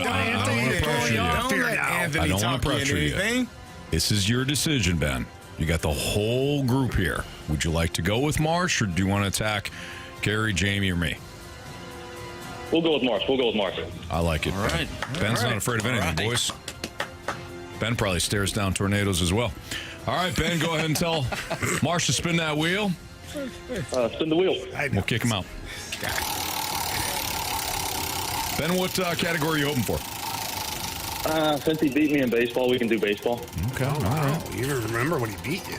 Marsh is heading out right now. Well, yeah, I mean, if he made it to the championship round, he knows. Yeah, so he's been sitting on this for 2024, since 2024. Hold on. Marsh is going to get out of here. I was going to buy time too. You're not the only guy who does radio around here. No, Jamie. It's his show, Jamie. Oh, okay. I see you guys are taking this personally. You let him run it how the hell he wants to, okay? It's his show, all right? All right, then go ahead. Since you can't see the screen, why don't you tell Ben what the category is? Your category today is baseball. Yeah. That's what you wanted, right? Yep, let's see if we can do it. All right, here we go, Ben. Good acoustics in the bathroom. Yeah, no kidding. Each question today, Ben, is worth 2 points unless you ask for the options. If you ask for the options, those questions become worth 1 point. Ready to go? Yes, sir. Brian Jordan spent nearly his entire playing career in the National League. But can you tell us the one junior circuit stop that the former Cardinals outfielder made in 2004? Options. Baltimore Orioles, Toronto Blue Jays, or the Texas Rangers? Rangers, final answer. All right, Ben, question 2. In 2011, Coco Crisp led the American League with 49 stolen bases. What was his primary position? Center field, final answer. Question number 3. The Cardinals and Pirates faced off in the 2017 edition of the Little League Classic. Which of Mike Matheny's starters failed to get beyond 3 innings that night in Williamsport? 2015, you said? 2017. 2017 starters. Options. Is it Mike Leake, Lance Lynn, or Michael Walker? Walker, final answer. All right, Ben, final question. Cubs phenom Pete Crow Armstrong was actually drafted by a different NL organization in 2020. Name that club. Options. The New York Mets, the Philadelphia Phillies, or the San Francisco Giants? Giants, final answer. All right. Let's bring back Marsh from the Conus Islands. Ben's all business today. Yeah, Ben, how you feeling? Very serious. Sorry about that. All right. No, hey. It's okay. I get a little choked up, too. It's a fight. No need to apologize. It's all good. Marsh is back from the Conus Islands right now. Marsh has got kind of a good look here. He's got the unbuttoned top, Got the chest hair flowing. You know your outfit reminds me of? Do you remember Gilligan's Island? That was that's. No, before, I mean, I remember the show. Thurston Howell III. I remember Thurston. He was the rich guy that was there. He had all the little two-piece outfits with his little hat on all the time. It's not a diss, Marshy. The guy was loaded. Lots of money. Yeah. All right. You need a gold chain on. He needs to get to Anthony's little chest hair. I think he's wearing one of those white, tank tops under too. Marcy, do you trim that chest hair? Absolutely not. No? Yeah. No. I think you do a little bit. No, I don't. No, I love my chest hair. You gotta be like Anthony, where you drop an egg from 10 floors up and it doesn't break. No, I like my chest hair. It's nice. Yeah. But it's not like a full bot. Never mind. What? Do you go chin to toes? No. Okay, just wondering. What? The category today is baseball, which is the same category that you beat Ben in the title round in 2024. Oh, these should be fun. Oh, pack a lunch. All right, question number 1. Brian Jordan spent nearly his entire playing career in the National League. But can you tell us the one junior circuit stop that the former Cardinals outfielder made in 2004? What? What's a junior circuit stop? It's a Bradford question. So just give me the options. Okay. So pissed. Baltimore Orioles, Toronto Blue Jays, Texas Rangers. Let's go with the Rangers. Okay. Junior circuit, American League. Okay. It's from Roman's time. Just translate it next time, okay? I usually do. All right. Question 2. In 2011, Coco Crisp led the American League with 49 stolen bases. What was his primary position? He was a center fielder. Final answer. Question number 3. The Cardinals and Pirates faced off in the 2017 edition of the Little League Classic. Which of Mike Matheny's starters failed to get beyond 3 innings that night in Williamsport? 2017? Yes. Oh, okay. Let's see here. Man. Let's go with the options. Mike Leake, Lance Lynn, or Michael Walker? Oh, man. I don't know why. I'm going to go with Michael Walker. I feel like he's a guy that you wouldn't think would actually not go more than 5. I'll go with Michael Walker. Final answer. I feel like he would pitch in a game like that. You'd want a premier pitcher to be a part of that. So, yeah, Michael Walker. Question 4, Marsh. Cubs phenom Pete Crow Armstrong was actually drafted by a different NL organization in 2020. Name that club. Well, I know he was with the Mets. But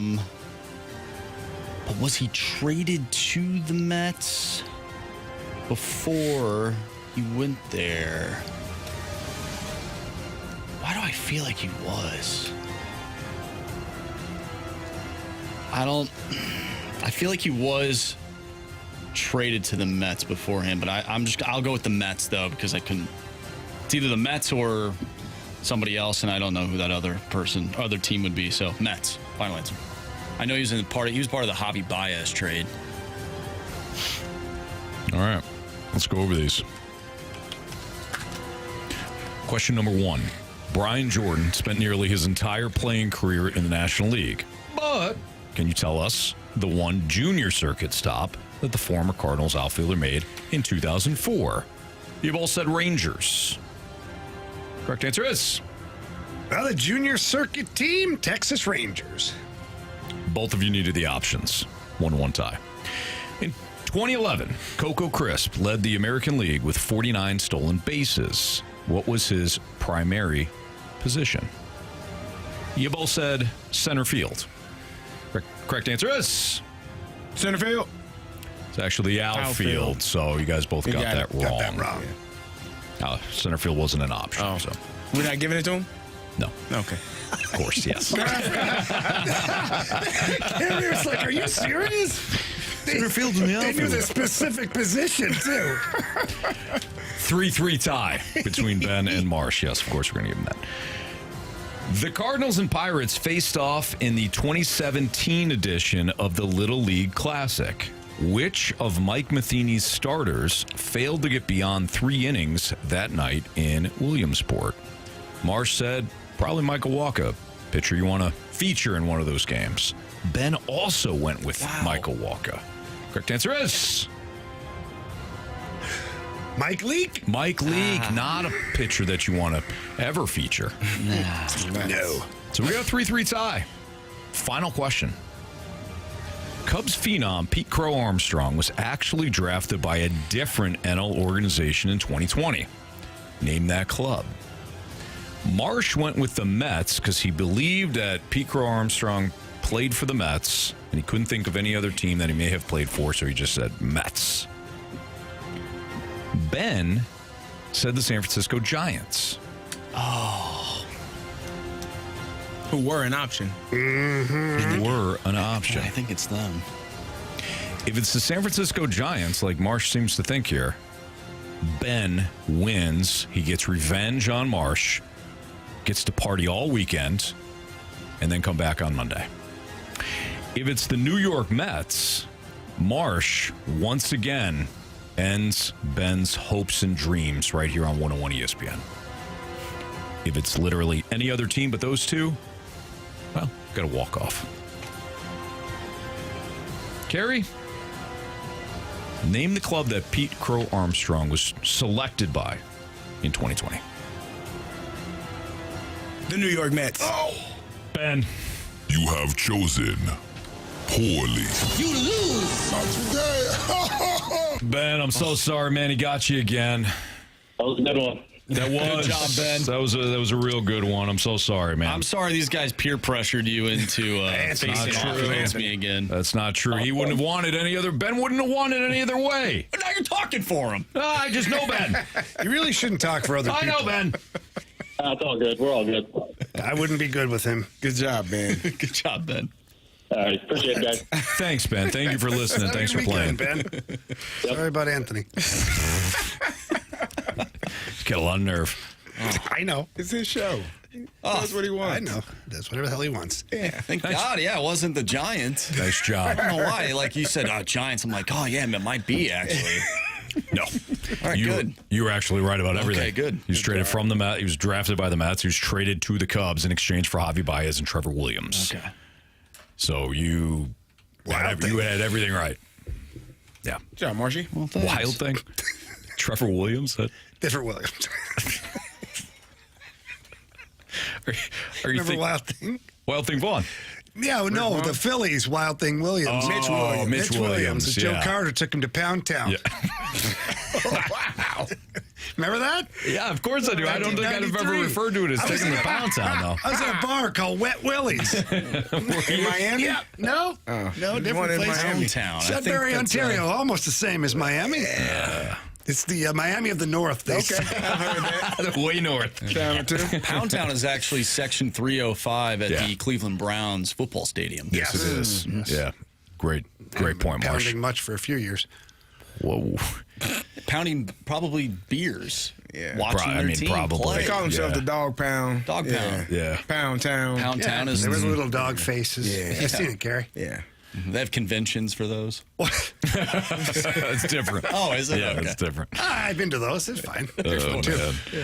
One former athlete said, it's probably the single greatest issue facing the world of youth sports right now. We'll tell you who said it and what he meant by it. That's next on 101 ESPN. Camp?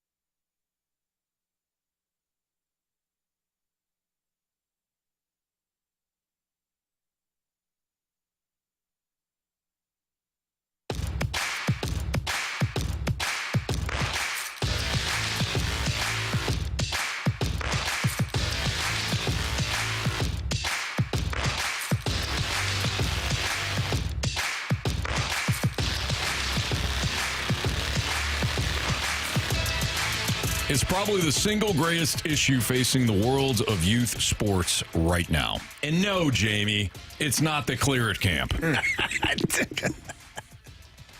What a jerk.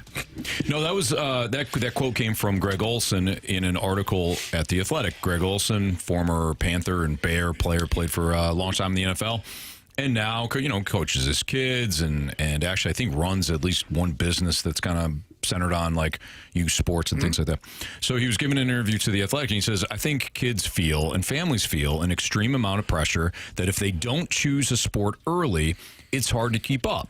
What the kids feel is that it's very hard to walk into every season to a new sport and compete against kids who have only been doing that sport over the last 12 months. What he's talking about is select sports. So you're a parent, got a kid, maybe they're good at soccer, right? And instead of allowing your child, him or her, to experience basketball and football and baseball and lacrosse, all these other sports, you just keep them in the one because you don't want them to fall behind in their select sport. And Greg Olson went on to say, let them experience as much as they want to experience. Don't feel that pressure of feeling like you're behind because your athlete might not be doing soccer or hockey or baseball 24/7. I completely agree with Greg Olson. I've got other thoughts on it, but you guys also being parents that have either coached your kids and others now, what do you think about Greg Olson's comments? Or do you guys think selecting a sport really young is one of the issues with youth sports? I do think it's an issue, and I'll just talk about my own personal experience when hockey was the first sport at the Rivers House. It just was. My brother and I loved playing hockey. My dad was passionate about hockey, wanted us to be hockey players. However, after the last game of the season, the last practice of the season, it was like a one fun skate left. My dad took the hockey bags and put them in the basement, and that was it for the summer. And we picked up the baseball gloves, the football, the basketball, the golf clubs, whatever else, and that's what we did. And then as I got older, then I started playing on a baseball team. Playing pitcher, shortstop, catcher, played some football, played basketball in high school. Imagine that, I'm playing junior hockey and playing basketball in high school. It made me a better athlete because the motor skills necessary to play all kinds of different sports. Heck, I was on the tennis team in high school. Yeah, you were. Did not see that coming. Went to the finals for the regional area. Just humble brag. No big deal. But again, hand-eye coordination for that and the movements and all that stuff. Incorporating different muscles. It was excellent for me. Now, as you do get to like 13, 14, 15, if you are head and shoulders better in a particular sport, then it's time. Like I remember my dad saying, okay, like the football thing, the baseball thing, like they're cute. You're doing a good job, son. But you're in Canada, right? There's a kid right now in southern Florida that's way better than you because he plays baseball almost year-round. He plays football, and he's like, you're not going to be a basketball player. Pretty tall for your age, but we're not going there. That ain't happening. So all roads eventually led back to hockey, which was the best sport for me anyways, and obviously it worked out in the end. But it took a while before we got there, and I see it now a lot like Synergy Hockey. We specialize in skill development, and our busiest time of the year is the off season.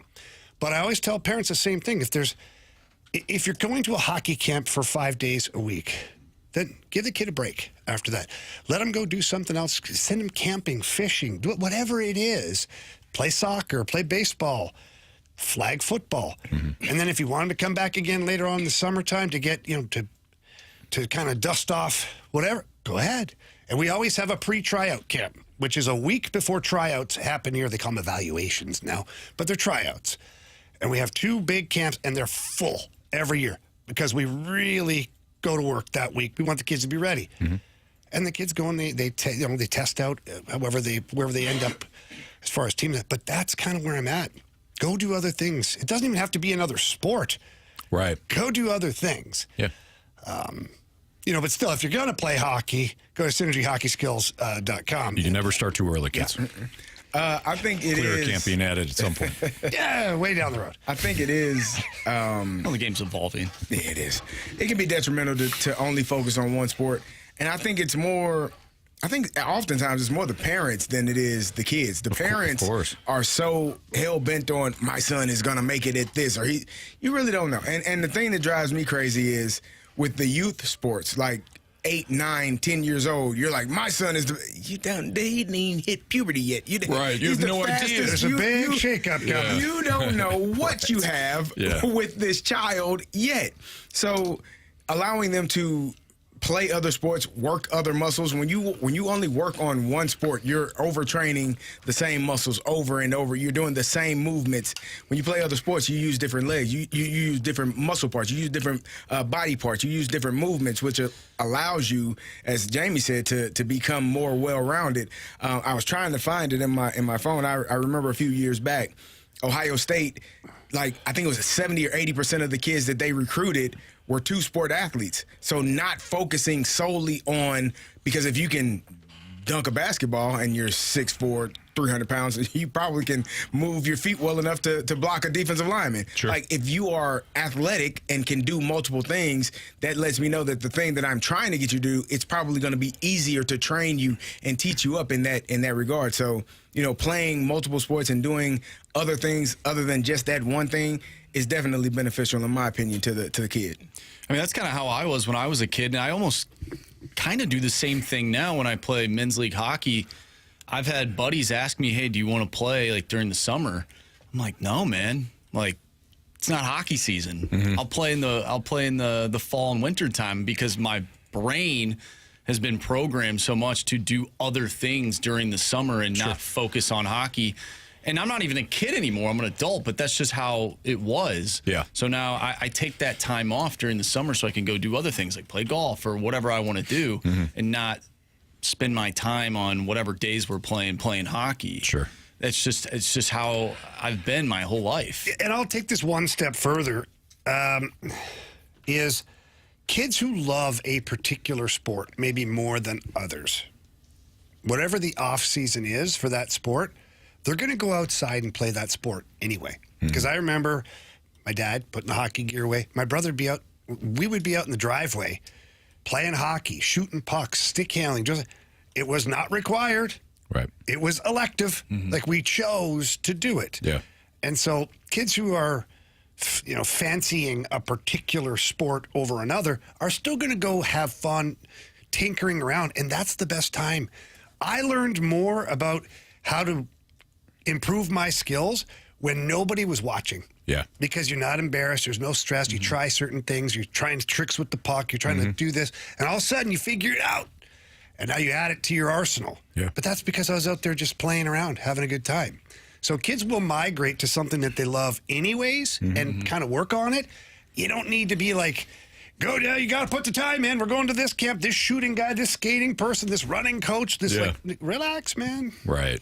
Especially having the kids work constantly with some sort of, trainer or whatever. You know what I found out that happens with that? The trainers are lying. But not just that, yes. They're inflating. There are good trainers out there, don't get me wrong. I'm just saying. But there are some horrible individuals. Yeah, there's some ones that are take your money if you give it to them. They're inflating the resume or whatever. 100%. Yeah. But here's what I'll tell you, is that some kids, and I've coached a lot of really good hockey players in the St. Louis area.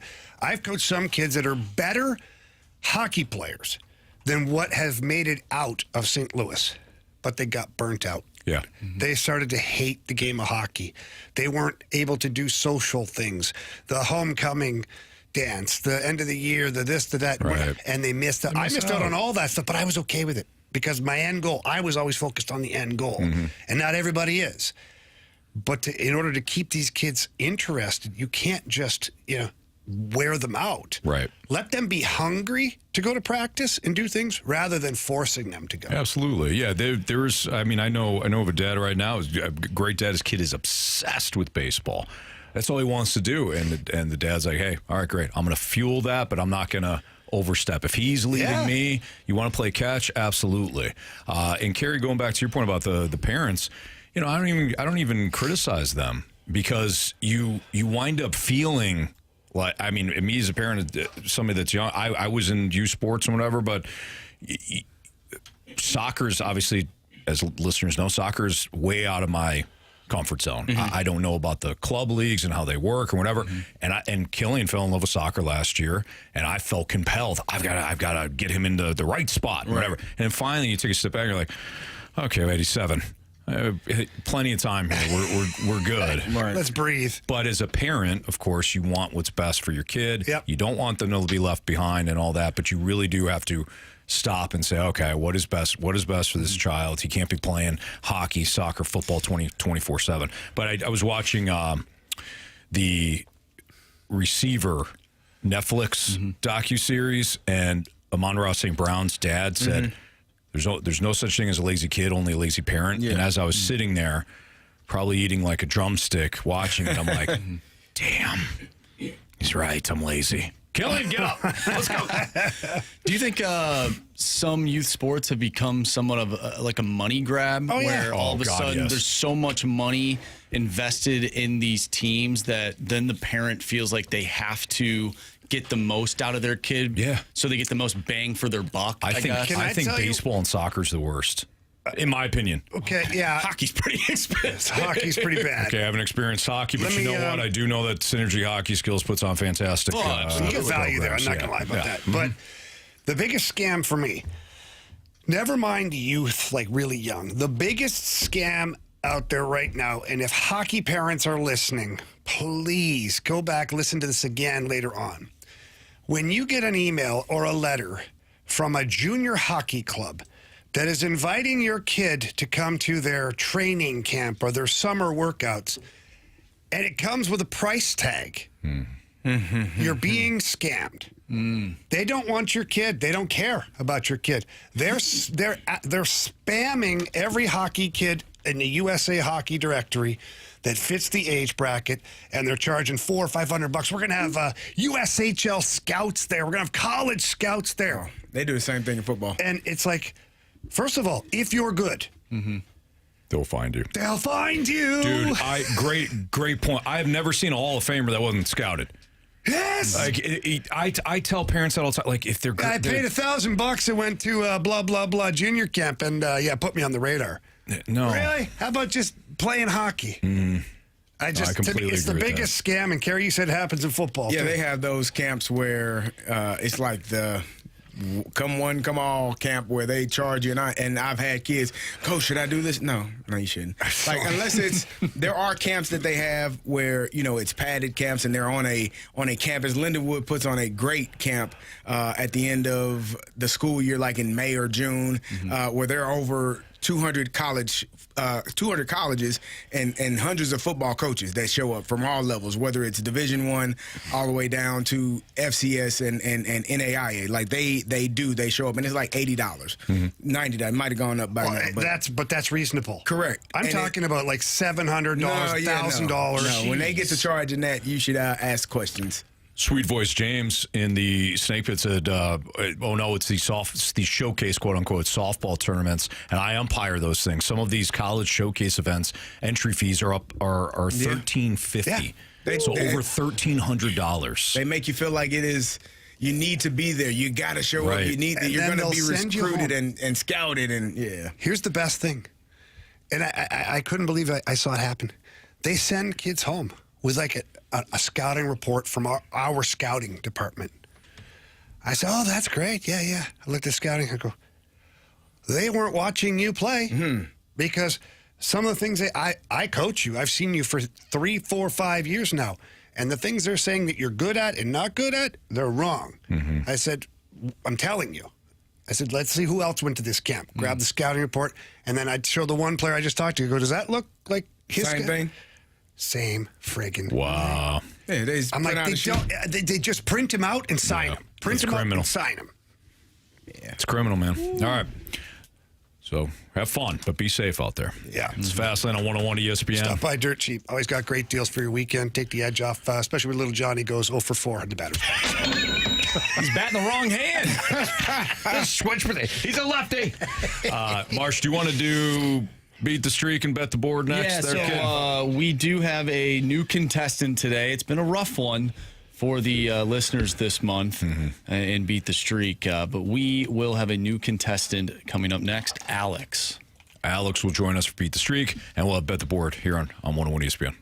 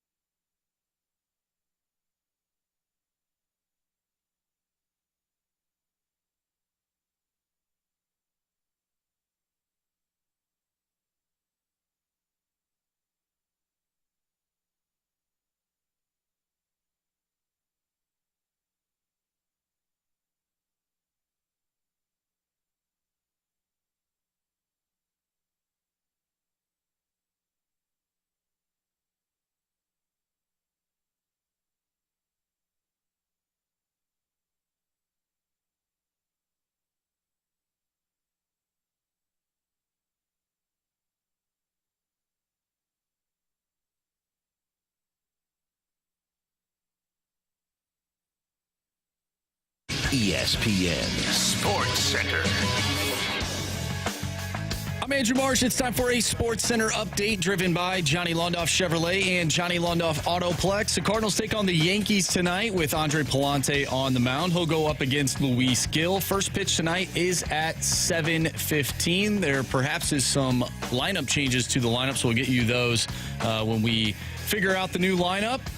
However, if you've missed anything from today's show, make sure you go to 101ESPN.com or check out the free Dobstar and Auto Center's 101 ESPN mobile app. Just head to the podcast page. You'll find all of our shows there, and it's all brought to you by the Schaefer Door Company. We have Beat the Streak and Bet the Board coming up next. I'm Andrew Marsh, and the Sports Center update is driven by Johnny Londoff Chevrolet and Johnny Londoff Autoplex. See them at Londoff.com. Chevy, together we drive. Are you kidding me?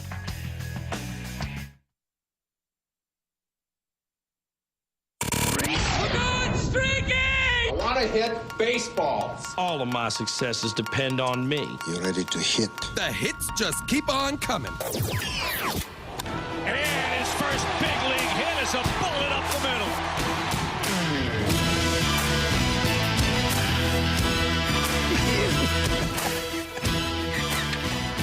Time to play Beat the Streak. You're in the Fast Lane on 101 at ESPN. We got Alex on the line. What's up, Alex? What's up, Stalter? How you doing, man? Good, brother. Appreciate you playing. Thank you for listening. You ready to rock here? The listeners has struggled, so we need you to put a streak together. We'll get it going again. Attaboy. Hey, one important note, guys. Somebody should take Brendan Donovan tonight for Beat the Streak. Yeah, why would you do that? And bet the board. And bet the board. Actually, no, don't. Brendan Donovan has been scratched, according to John Denton. Dealing with some lingering foot pain. Donovan. Yeah, no Donovan. An injury that caused his recent groin soreness. So, he's out of the lineup. I've not seen an updated lineup yet, though. So, there's that. Who's in? We don't know, Carey. We don't know. Probably Sajasi. Probably, but maybe not. All right, Marsh, what's the latest streaks? Well, Anthony, they're pretty bad. What happened? Yeah, it's pretty bad. All of us missed except for Jamie. So Jamie is the current leader in the clubhouse with 2. Nice job, Jamie. 2. The old Deuce Bigelow. All right, there, so boys. it'll go Jamie, Alex. You took one of those earlier. I did. Jamie, Babcock. Alex, and then what, Marsh? You got to give me the official. The official, let's see, Jamie, Alex, and then it will go me, and then Carey, and then you. Son of a bee sting. That's tough, man. I am going to double down with Alec Burleson.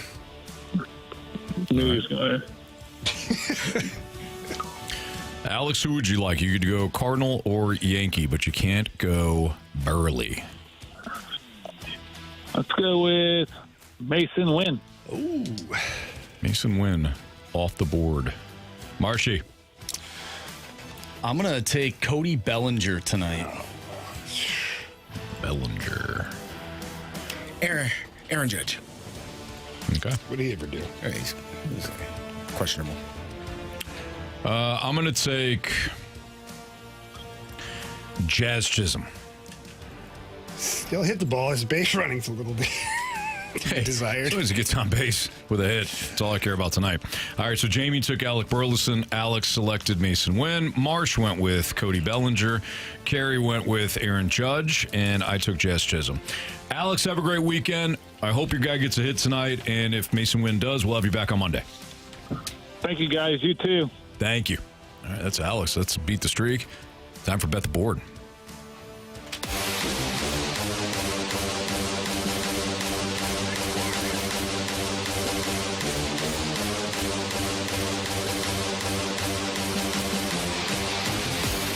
All right. Things are looking up for us in Bet the Board. It's getting better. We slaughtered it last night, guys. Even Carey got it. Oh, wow. I was happy for him. That was a bit of a crap sandwich. A little bit. Come on, man. It's how you heard it. It's not my fault. Nah. Marsh, did you hit yours? I did. We all hit it. So We all hit it? Damn it. It's a hell of a night. You could have put together a pretty good parlay for that. We could have. Yeah, we definitely could have done that. All right, so what we got for points here? All right, so since we all received points last night, I have 6 points. Anthony, you and Jamie have 5. And Carey has 3 now. Oh, boy. There you go, Carey. How about you that? go. Crayon-eating son of a gun, you. All right, I am looking at the Milwaukee Brewers and the Cincinnati Reds. Yeah, you are. Jacob Mizorowski back on the mound. The Miz is on the mound. So give me the Brewers. Money line minus 136. That was my first pick. Figured someone would take that. Yeah. So I'm going to go right back to the well. The Diamondbacks and the Rockies. Total score is 12 again. I know they got to 10 last night, but I think I'm going to go under. You're saying it's too high. I think it is too high. Too high. It's too high. Too high. Yeah. All right. Under, please. As everybody knows, I said I was done with baseball last night, and I went to the CFL, where I took the Ottawa Red Blacks to cover as a 5-point dog. Yeah, they did. They lost by only 3. Good. Good teams win, like the Winnipeg Blue Bombers. But great teams cover. I'm going right back to the CFL tonight, boys. No, you're not. Yes, I am. The Edmonton Elks. Yeah. And the Toronto Argonauts. Boy, they love to put up some points. Mm-hmm. These two teams couldn't play defense if they had the Baltimore Ravens 2000 team on the field. Actually, they probably could. That went too far there. Give me the over 53.5. Oh, wow. Over 53.5, Toronto and Edmonton. Over 53.5. Yes, sir. Mm-hmm. Give me Aaron Judge 1.5 hits, runs, RBI. Minus 150. I felt like Carey wasn't even listening to our picks, and he just couldn't wait to give I was his. trying to get there. Yeah, that's par for the course. Yeah. No, I heard you. You had the Winnipeg Blue Bombers. Who played last night? Oh, yeah. Yeah. Who you got today? Exactly. Thank you, Carey. What did Jamie choose? He chose the under in the Rockies game. Who are they playing? Arizona. Oh, look at you go. Well, that one was easy. Miz. So it's just me, huh? I was waiting on you to hurry up. Shut your face. Let's get to it. Let's go. Were you watching the line? Yeah, come on, let's go. To that 150? Yeah, it's 150. Come on. It's funny. I was looking at our clock. Got to get to 5. Carey's like, shut up, so we can get to his play. All right, it's Fastlane on 101 at ESPN. How does baseball evolve? We had the conversation yesterday about football and how football has evolved over the last quarter century here. But baseball, is there any room to evolve, or is it just like people keep saying, just go back to the way it was? It's next on 101 ESPN.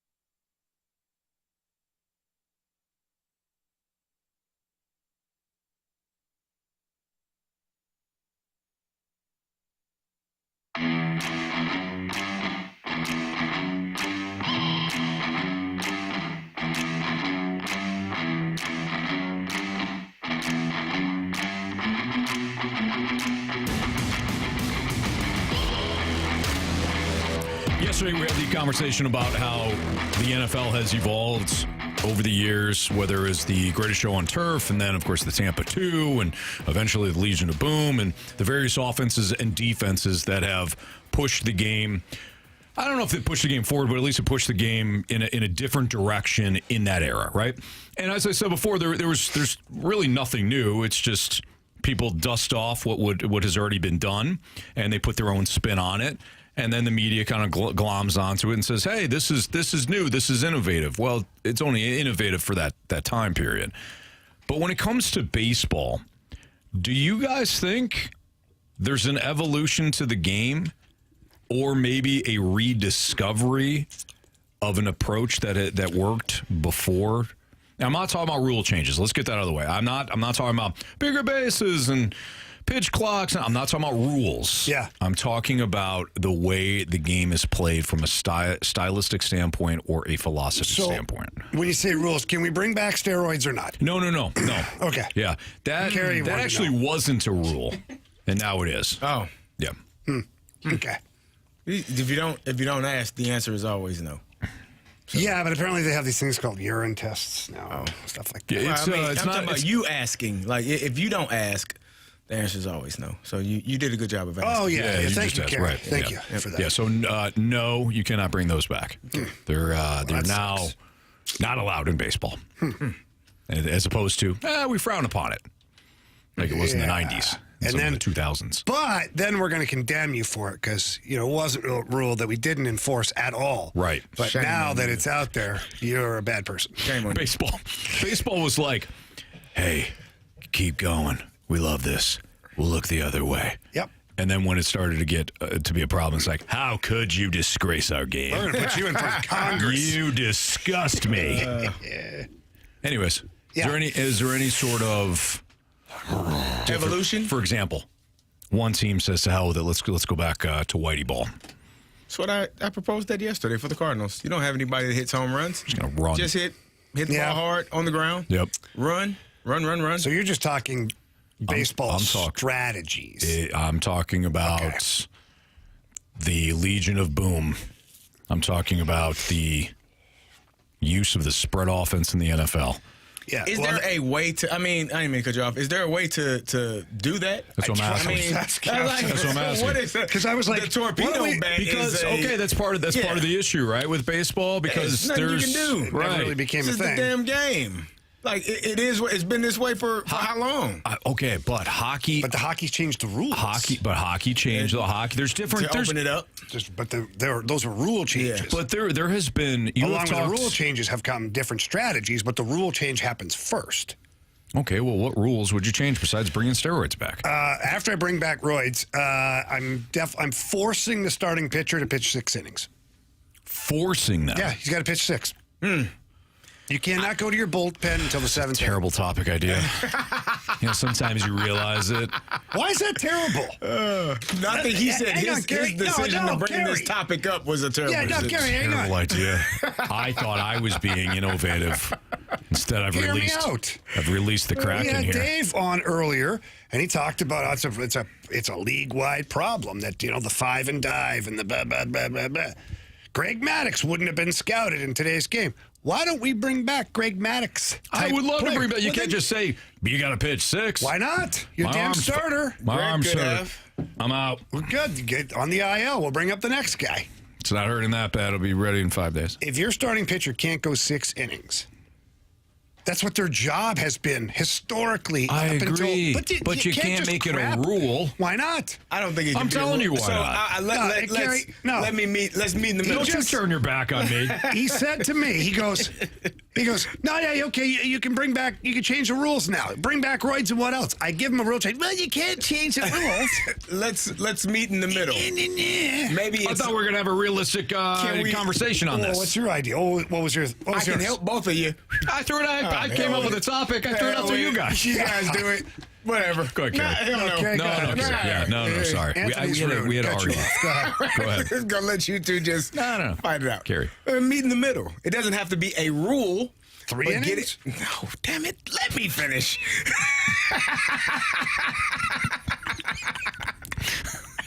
Let me finish what I'm saying before I forget. Doesn't have to be a rule, but a staff that says we're going to hire or develop pitchers that can pitch 6 innings, 7 innings, and then our bullpen isn't gassed. And then maybe, I don't know, maybe you don't need that many arms in the bullpen. Maybe you can find something else to utilize for those roster spots. That would be innovative. That would be a way to go about it. We're not even going to need all these damn pitchers. We got more bats on the bench for guys in situational issues, situational things that come up in the game. Maybe that's an innovative way. I like that, Carey. Yeah. So you're trying, like, look, we're not just going to scout the kids that can throw 98 plus. Yeah. We're going to go. We're going to. It might top out at 94. We're going to go a different direction. We're going to find the next Greg Maddux. We're going to find the next 5. I Greg hated Maddux. that idea. I don't think he hated it. Jamie, in fairness to me, No, there's none. Carey took what you and I could not have done, and he put it in great terms. Thank you. And he saved, if I may. Yeah, go He ahead. saved Don't this let him segment. do anything. It's his show. I know, but don't tell him like he can do it, because then he really gets bad. Nice job, Carey. Thank you. Well done. What if you're the rule, okay? What if the rule is you go back to your pitcher has to be in the game for 5 innings. Your starting pitcher has to pitch at least 5 innings. You just knocked 1 inning off. What did you do? Am I done with my idea, Carey? Am I done with my idea? Go ahead. Thank you for kind of listening. Continue. If you take your pitcher out before the 5th inning, you lose your DH. I like that. You don't. You're just being an ass. I like that. He didn't like it. He Yeah, he just, said, oh, yeah, I like whatever that. He, whatever He's you looking said. at the clock. He knows we're up against it. Whatever you said, he was going to I like that idea. No. Let me tell you why I like that. We got the biggest question of the day coming up. Are Cardinals fans ungrateful or fed up? We'll get into that next.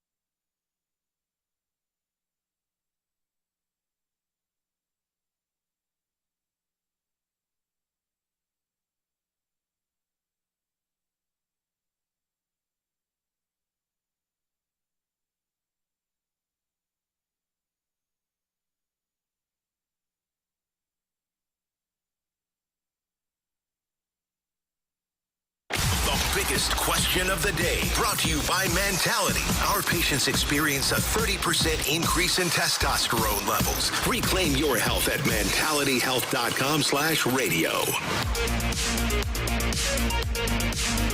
It's Fastlane on 101 ESPN with Andrew Marsh, Carey Davis, Jamie Rivers. I'm Anthony Stalter. 5:01, your time check brought to you by Clarkson Jewelers, an officially licensed Rolex jeweler. So it's time for our biggest question of the day, which we thought would get the people going. Yes. Are Cardinals fans ungrateful, or are they just fed up? Marsh? Yes. You came up with this after reading some scathing tweets. Yeah, I saw a tweet or an X post from user AJP. And AJP had this to say, and this was earlier this morning.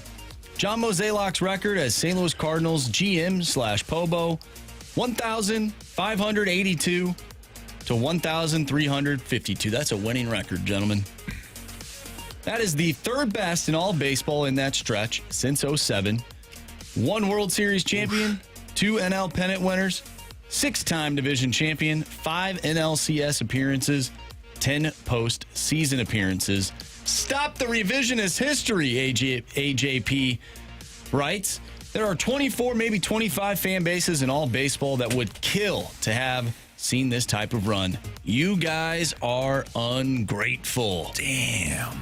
And then AJP later would go on to say, really didn't expect to spend my Friday dying on the sword for John Mozeliak, but here we are. Cardinals fans used to be the smartest in baseball. What the hell happened? Wow. No one said they were the smartest. They said they were the best. They're the best fans in baseball, not the smartest fans they're in both. baseball. I've never heard that. Carey. I heard best fans. I wouldn't say that because the Philadelphia Eagles S. fans are some of the best fans, but I don't know if they're the smartest fans. The S. Smartest. IB. Yeah, they don't call them that. They call them the BFIB. Not the smartest fans in baseball. BYOB. That's a different thing, Jamie. You'll do that this weekend, probably. Yes. Yeah, somewhere. Correct. So why can't fans have an appreciation for... Why can't fans have an appreciation for what did happen, but also be fed up? Because I think that's pretty reasonable when you think about the long tenure under John Mozeliak. I think what's happened here is fans are now fed up. I think you can appreciate the body of work, but you can also be fed up with the recent body of work. If that makes sense. So like the body of work of John Mozeliak, as you look at it, it's not bad. In fact, it's third best in that time frame. Mm-hmm. You think to yourself, holy crap, that's a lot of winning baseball. But you can also be fed up with the last 5 years of the way they have screwed things up. Yeah. So you can have an appreciation of when things were good, but you could also say, okay, I think his time is up now because I'm fed up with the last 4 or 5 years because that looked nothing like it did the first part of it. Yeah, I think that the word ungrateful is extreme. I know what he's saying, but at the same time, it's almost like you're with somebody for, I don't know, 15 years? 15 years. 20 years? 15 years. We'll go 15. 15 years. And the first 8 of those years, even 10. 10 were great. We're pretty good. We're some great, some really good. Yeah. Last 5. The last 10. Person became content. Stopped caring. Then basically told you that you're ungrateful. Yeah. Why don't you like it? Because the way I did for 10 years. It's like, well, I thought this was a relationship. Thought this was going to last. You're ungrateful. You were going to the change. last 5 years sucked. And I still put my time and effort and whatever into this relationship. Up early, went to work. Yeah. Took care of the kids. I thought we were talking. Sure. Yeah. Anthony's doing the I'm doing the old analogy. Sorry, I thought Like when you do those, you typically use food, but now we're using people. I'm using people. It makes more sense, Anthony. I like it. Thank you, Jamie. Yeah, thank you. Hey, well, you're not being ungrateful. You're just calling it like it is. Yeah. The relationship over the last 5 years went down the tubes. I'm grateful for the first 10, but I'm out. Yeah. This is a what have you done for me lately? type business. Exactly. You know what I mean? Especially if you're asking for people's money and time. Yeah. If you're not showing up, like saying somebody is ungrateful for what happened. When the last time they won a championship? 2011? Yes. It's been a while. Well, Grant Francis Fan Club says it's all about how you frame it. One playoff series win since 2014. How many fan bases would want to swap with that? None. Well, one what? One playoff series win. Actually, that's not even true. They've won 2019. Yeah. 2019, they went to the NLCS. Yeah. Mm-hmm. But since 2014. So that would make sense. Since 2014, they've only won one playoff series. But you know what? Here's why I got a problem with that. Because at least 10 teams aren't trying. So it's not 30 teams we're comparing to. We're really only comparing to 20. Seriously. Like the Pirates aren't trying to win a playoff series at all. If they fall ass backwards into one, well, we're going to trade most of the team because we can't be having this. So the Pirates aren't trying, right? The Reds are trying this year, but typically don't try. The Rockies aren't trying, and on and on. I mean, the White Sox, the White Sox and Rockies, I don't even know if we can call them a Major League Baseball team. And you can swap out some of these teams over the last 10 years and replace them with other teams that weren't trying. They are the junior circuit. The White Sox, yes, but the Rockies, no. No. Yeah. And why is that? A different league. Yes. American League. Correct. National League. So I'm not going to compare the Cardinals to every team in baseball when some of these teams, led by owners that are criminals, don't allegedly. Allegedly. No, not alleged. Metaphorically. Metaphorically. Yeah. Criminals. Like, they're not trying. They're not putting a winning team together. That's how I look at it. The 314 says, why do we pile on Mo and not the DeWitts? We do both. We do both. Nobody's safe here in the fast lane. It's just that Mo is the target because he's the face that you see most often. Yeah. No, we do. The DeWitts just want your money. And if they put together a good baseball team, they're fine with that. But they're owners that are billionaires, and I don't think that billionaires want to do much else but just continue to print money. I don't know. I've never been a billionaire, so I hope to one day experience that. When you do, I'll let you guys know. Let us know. I'll send you a text. Right. I'll send and then you... change my number. 314 number with a funny name says, stop it. We are the worst division in baseball. There's no excuse. This year, you're not. Typically. Are we not? In the past, it has been great.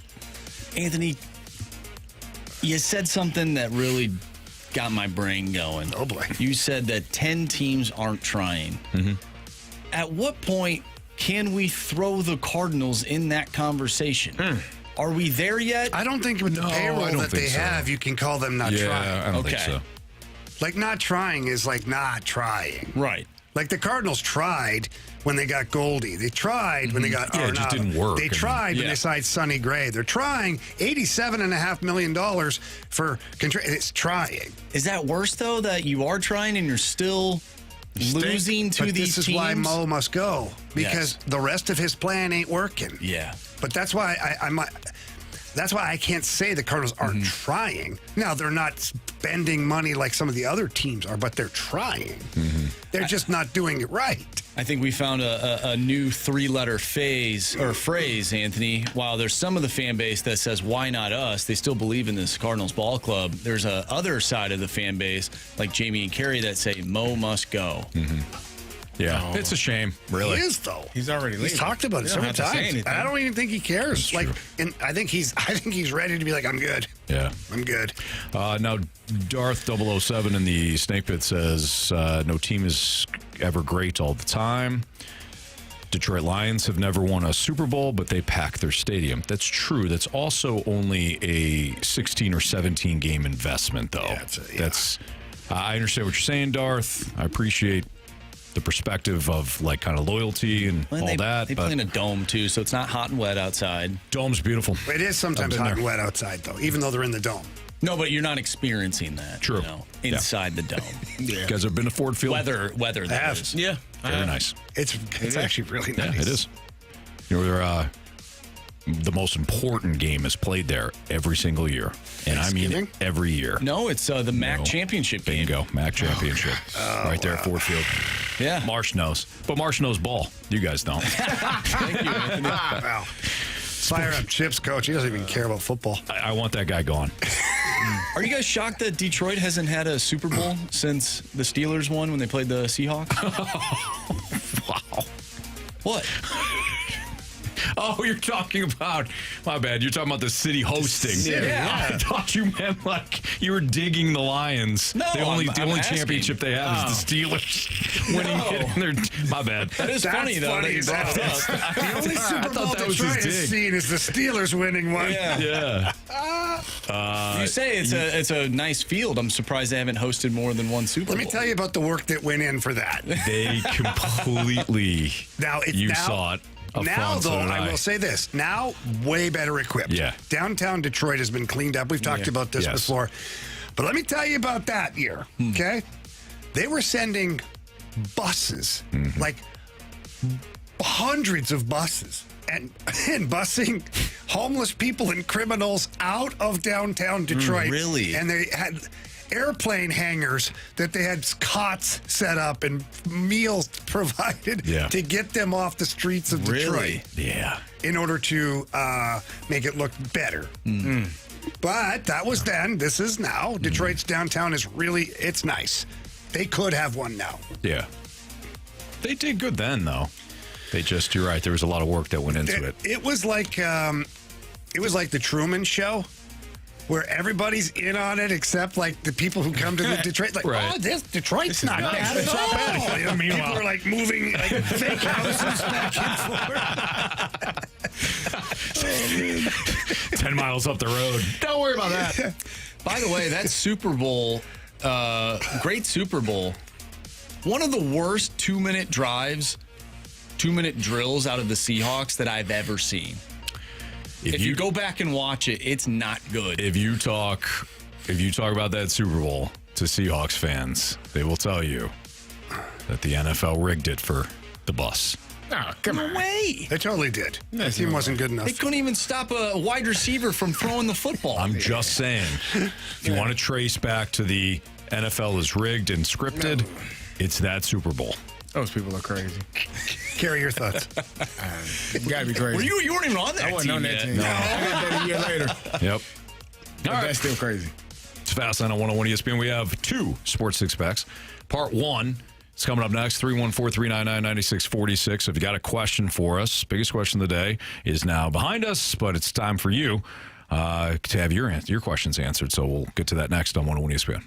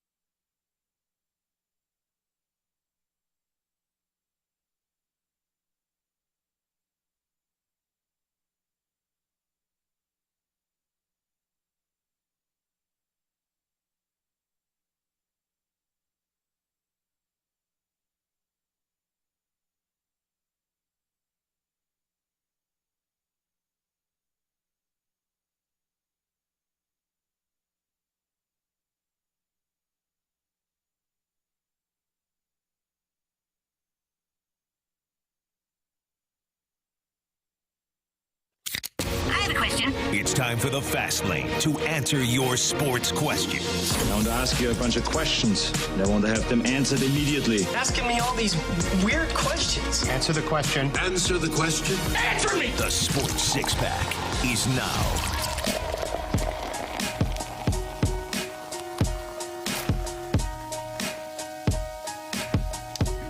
Fastlane on 101 ESPN Sports Six-Pack Part 1. 314-399-9646, the Air Comfort Service text line. Marshy, question 1, please. Question number 1.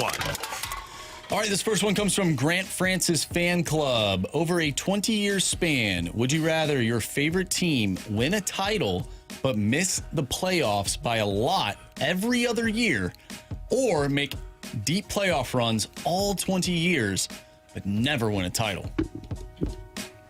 Give me a title. 20 years is a long time, though. I was going to say. But do you know? I mean, you don't know that you're never going to win? Yeah, because that's part of this, right? You would probably never know that you're going to win it, but every year you're close. Let me rephrase this, because I like this question, but may I put a wrinkle on this? Sure. Let's say, looking back over the last 20 years, do you want one title, but otherwise a non-competitive team, or over the 20 years, you get consistent playoff performances but no title? I think I'd rather just ride the roller coaster of having a good team. I think I would for 20 years lean that way too. Yeah, and never win. But Carey, let's say you win year 2 of the 20 years, right? You win. What if you win year 10 of the 20? You're basically the Marlins. Yeah. It's a good call. That's a great. You got one. You're right. Perfect example. I think they've been to the playoffs maybe like 3 or 4 times. Maybe. And they've won the World Series twice. So since 2000, so we're talking about 25 years. Since 2000, you're the Marlins. You cool with that 04 World Series? And a bunch of junk? Versus who? The Pittsburgh Steelers. They won. You guys won twice. I would say Buffalo Bills. Yeah, but the Bills they went 4 years in a row and never won. And I don't know what them making the playoffs in that time frame was. Yeah, you're telling me you want that? Because you'd always have 04 at least. For who? If you're the Marlins. You're a fan, you'd always have 04.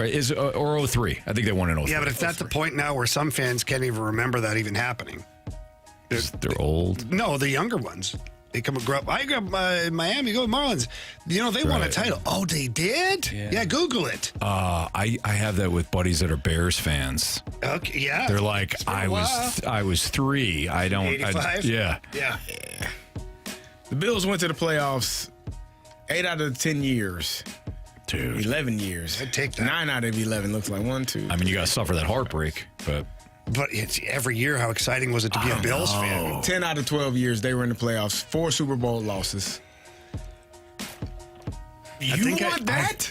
Honestly, as a fan, think about it though. You get that experience each and every week. It's not just, I know the end result, Carey. Yeah. But each and every week you're riding that. You're winning. You're winning.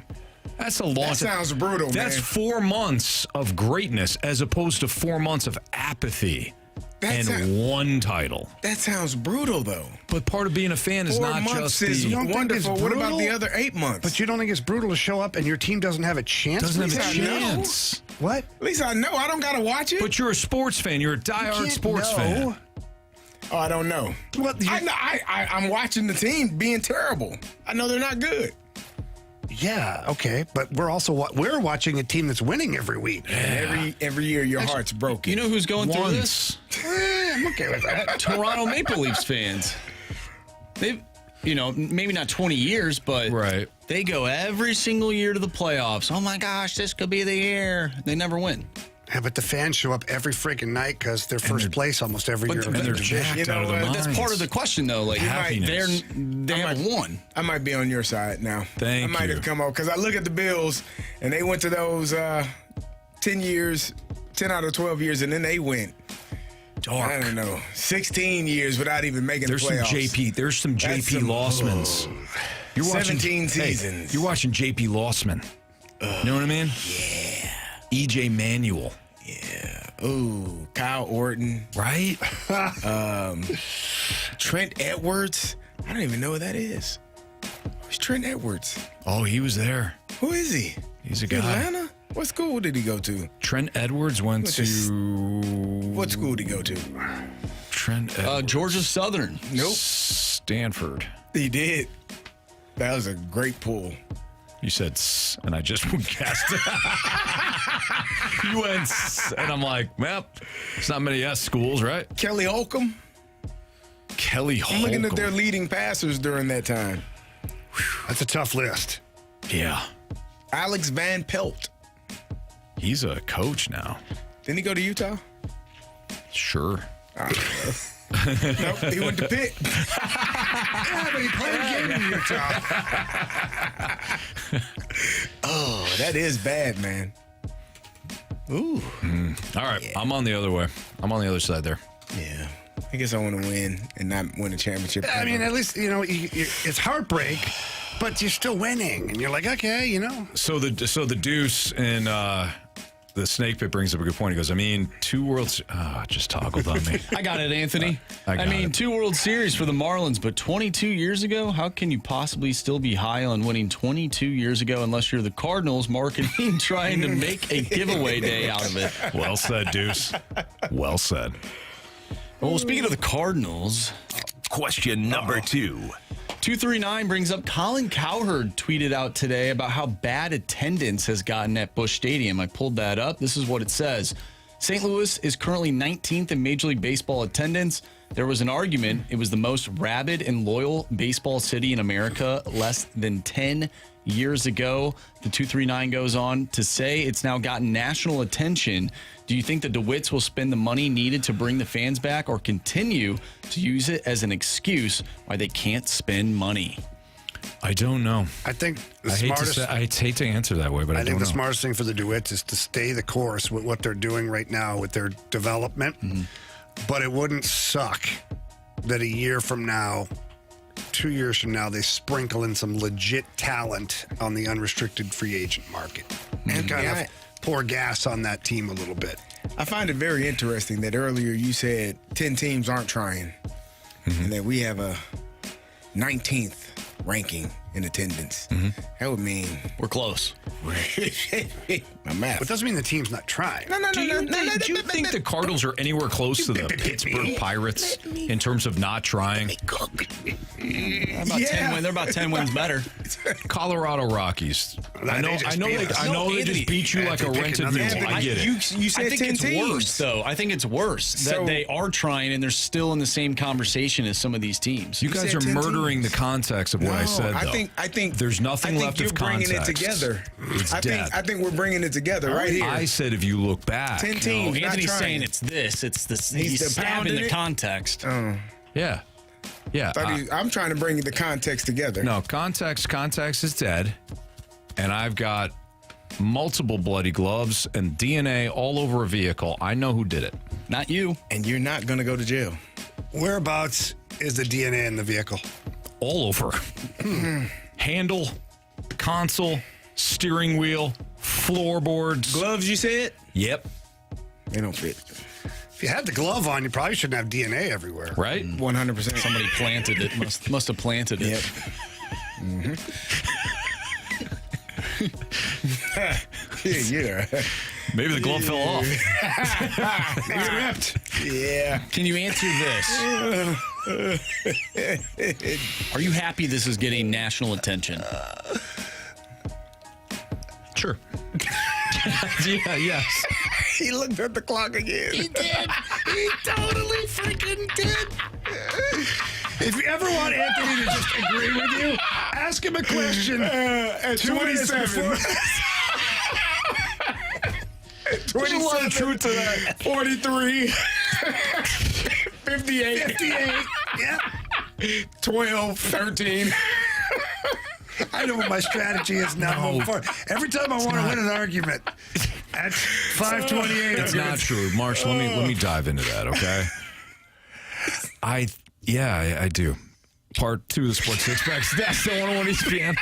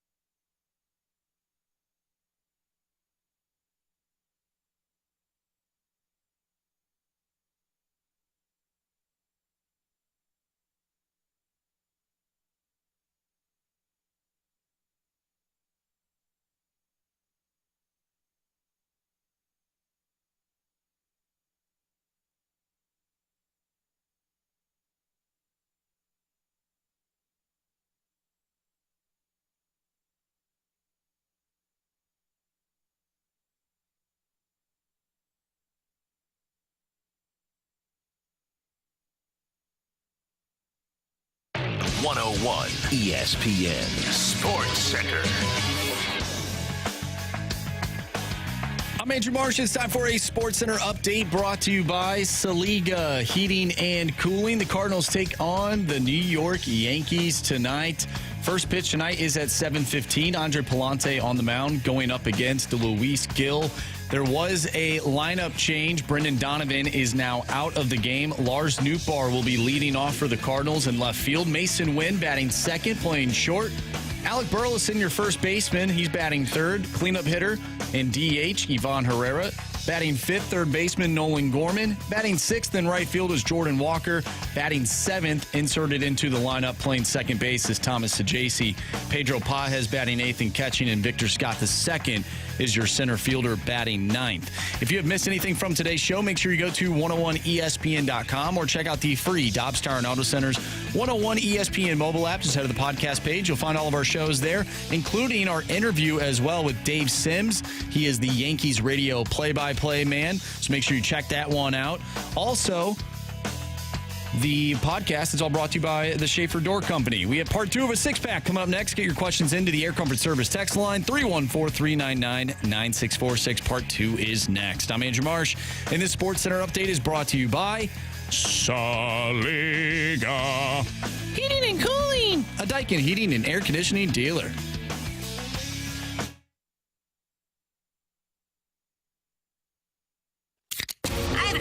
It's time for the Fast Lane to answer your sports questions. I want to ask you a bunch of questions, and I want to have them answered immediately. Asking me all these weird questions. Answer the question. Answer the question. Answer me! The Sports Six-Pack is now. All right, time for part 2 of the Sports Six-Pack here in the Fast Lane on 101 ESPN, 314-399-9646, the Air Comfort Service text line. Marsh, take it away, please. Question number 3. This one comes from the Snake Pit. It is the future. Okay, and now it is gone. It happened. It toggled on you? It toggled on me. I had never thought that would happen. I'm trying to find it now. Man, the future. Oh, here it is.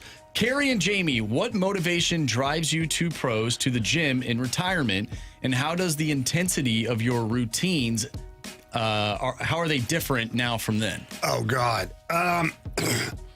Well, for me, when I retired, I don't think I touched a weight I don't think I saw the inside of a gym for like 15 years, maybe even longer. I don't even know. Actually, had to have been longer. I just was like, I've worked out enough. I mean, used to work out till you puke, you get dizzy, your body's sore. Like, I was like, I'm good. I'm retired. But strange things happen, though, Anthony, is you lose muscle mass and you put on what they call fat. What? Yeah. And that happened to me. And I remember one day bending over to tie my skates and I was out of breath. I was like, this is a problem. I'm like, you used to be a pro athlete, huh? You scumbag. Anyways, so I started to get back, not so much in the gym, but working out. So my motivation now is the way I feel today compared to what I felt like during those moments of when I was overweight is not even close. I've got more energy, I'm just in a better mood, all that stuff. And so that's why I do it. Now, as far as my workouts, they've changed a lot. So, when you're working out at the time for what I was doing at my job, you want to get big, strong, size, bulky, like I want to be a unit out there. So you're doing the 4 reps, 6 reps, maybe 8 on a day. Now I have a rule. If I can't do it for 20, I don't do it. And what's funny is it was just meant so that I don't try to push it, hurt shoulders, hurt your knees, hurt your back. Lighter weight, higher reps. So you're still building muscle, but you're also leaning out and whatnot. Well, what happened was I started doing heavier weight at 20 reps. So now I'm doing at 20 reps what I used to do at like 10 reps. And so I'm putting on, some size and some muscle, but at the same time, I'm still doing enough reps to where I'm burning fat and staying somewhat lean. So that's how my workouts have changed, and a lot more cardio. And I'm not talking like heart rate through the roof cardio, but just a lot of body movements. Like I'll get on the treadmill for 30 minutes. I'll get on the bike for 20 minutes. Like it's making sure all of my parts are working properly as I get older.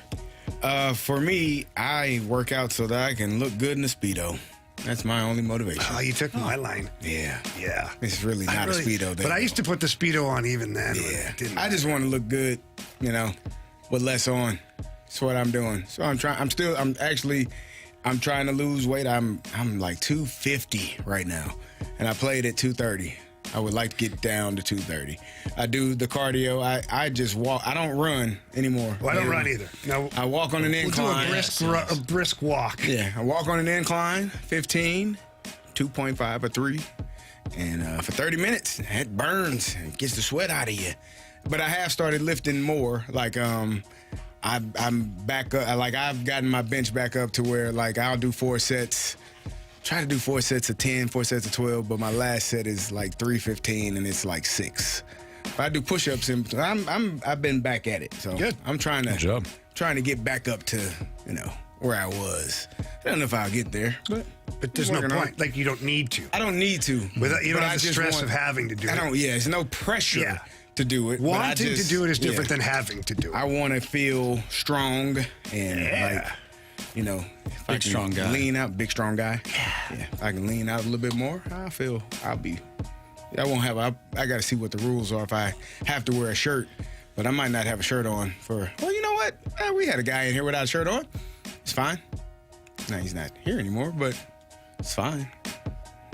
What? Josh, he was in here without a shirt on one day. Oh, man. Yeah. I might come in here without a shirt on. I get down missed that one. Get down to 230, 225. Okay. Just do a whole segment shirtless. We'll just go tarps off the whole show. Why not? All right. I actually have a question for you pertaining to the incline. Do you, just because I want to know, do you typically do the incline before you start your lifting, or do you do it at the end? I do it after. Okay. I force myself. I can't. If I'm tired, I don't want to kill myself on the bench press. Part 2 of this question. Yeah. When you do your incline, because I have a massive pet peeve at the gym. I have 2, but this is number 2, not number 1. My second biggest pet peeve at the gym. So I got to ask you this question. When you do the incline, yes, are you hanging on to the handles? At times, yeah, by a thread. Yeah, okay. Like I'm gassed because you do, I realize that, and I force myself to let go. You're nullifying the incline. I force myself hanging on. You might as well just be on a flat surface. I force myself to walk without it, but once you get to like 2.5 or 3.0 I respect what you're doing. My biggest pet peeve is I walk into the gym and I see these people that are humming along at like 3.54 miles an hour, and they're hanging on. They're basically leaning back, so they're walking on no. They're walking on a flat surface. I'm not leaning back. It's not incline. I'm more like hunched over. Find out what their heart rate is. You got to touch the handles. Yeah, it's fraudulent. You got to take your hands off the thing. You got to lean into it so that you're actually walking uphill. It is hard as hell. Yeah. I do. But I do let go because I realize I'm cheating. It's cheating. I'm like, I'm cheating. I'm tired, but I'm cheating. All right. Yeah. Question number 4. Speaking of pet peeves, we get a question from the 636. What are the rules of the refrigerator at your work establishment? Interesting question. I don't even know if we have rules. I don't think there are rules. Although you put your name on your food, right? Typically, you put your name on your food. Yeah. Yep, the food that you bring in. Yes, absolutely. If you bring it in and you don't want anyone to eat it, you put your name on it. Now we do have clients that will like bring food in, but that's for everybody, Anthony. It's typically for everybody. Yeah, that's for everybody. There's a certain group that typically gets there before we do. A certain group is privy to the information. Yeah, before we are. And they typically put their names all over that free food. So the food that's for everybody? Supposed to be. It's supposed to be. But people, I ain't did that. Yeah, that's not how that works. You get an email that said there's food in the break room. Yep. That's for everybody. It's sitting out. You can get to it if you choose to. You just first come, first serve is how that works, Anthony. It is, but the afternoon crew, that being us, usually it's gone by then. It usually is. Yep. It's just like when we have parties and get-togethers, and they're from like 2:30 to 6. Yeah. Those are great. We missed you today. Did you? Because you never moved the time of Why do you those guys parties. never come to the parties? Well, I don't know, because we're on air. I couldn't tell you the last party I went to here at Hubbard. Or they're at another location. Yeah. And so I can't get there. Well, I actually prefer the ones that are here because These at are least fine. we can walk down the hallway we and can at least break. get some of the scraps that are left over. Oh, but we had some sandwiches last time. We did. Yeah, we but did. they Get were some here. They were here. We did Yeah, get some right back sandwiches. a lot of the get-togethers, the parties, the happy hours are somewhere else. And you're Right. like, God, there's no Then we're way I done. can drive there and you can't do it. Well, we can leave the show. Yeah. Well, We the can do funny thing about that is we've got obviously 4 sister stations that are here, 5 total in our hub, 4 sister stations, all music. So those DJs can record their show. Yeah, pre-record. What if Pre-record their we- show. So they can go to those parties. What if we all, I don't know, so we like to sing on this show. Yeah. Pick 5 songs. We just sing all those songs and we just put them in the system. And then we just head out. You know, Marsh, it's not a bad idea. Our luck, the Cardinals will actually do something Blues make a major during trade. that time. Yeah. Let's flip on the fast lane and find out about that Blues trade. Yeah, that trade And has there- been a and there we are. That would be our luck. Yeah.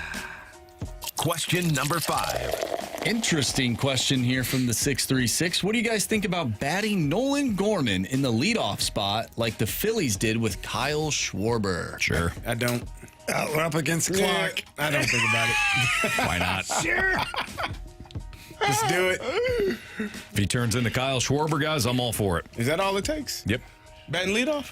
What the hell? Why haven't they done it yet? No, I'm not. I'm just saying. If he does, why not? Well, he can't. He doesn't play shortstop. But Kyle Schwarber doesn't play shortstop either. I understand the That's not rule, that- but That's No, it's only- Jamie's I think it's a rule. rule for the Cardinals. I think That that's was a hell of Jamie's a rule rule. while it lasted, you know? He was so serious about that. I was dead serious. I was so confused. I was so stupid. What are you at least you didn't say Wichita. Yeah, but I dug my heels in on something that's completely fictitious. Yeah, he's bad shortstop. What? What? Jamie, you don't have to play shortstop to bat leadoff. Do on this team. It's the rule. All right. We got one more. Do you want to get to 6? Sure, why let's not? go. Why It's a not? Friday. Question number 6. This is actually a really good question. Not that the other ones weren't. But from the 636, I love the show and love listening. But from your guys' perspective, what is one thing you could work on? And what's one thing that makes the show great? Individually or as a show?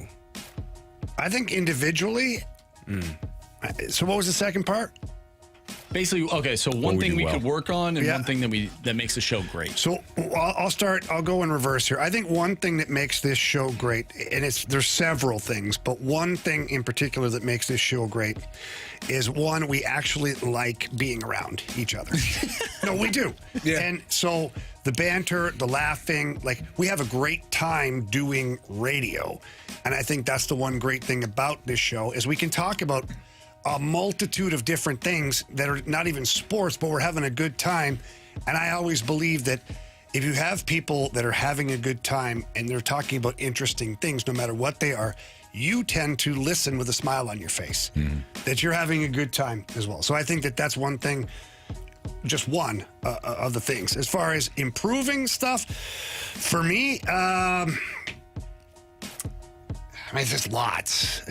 I'm trying to narrow it down. I mean, I could do better at backing up certain things with stats And facts. Not so I got much. an email on that. You don't have that one, do you?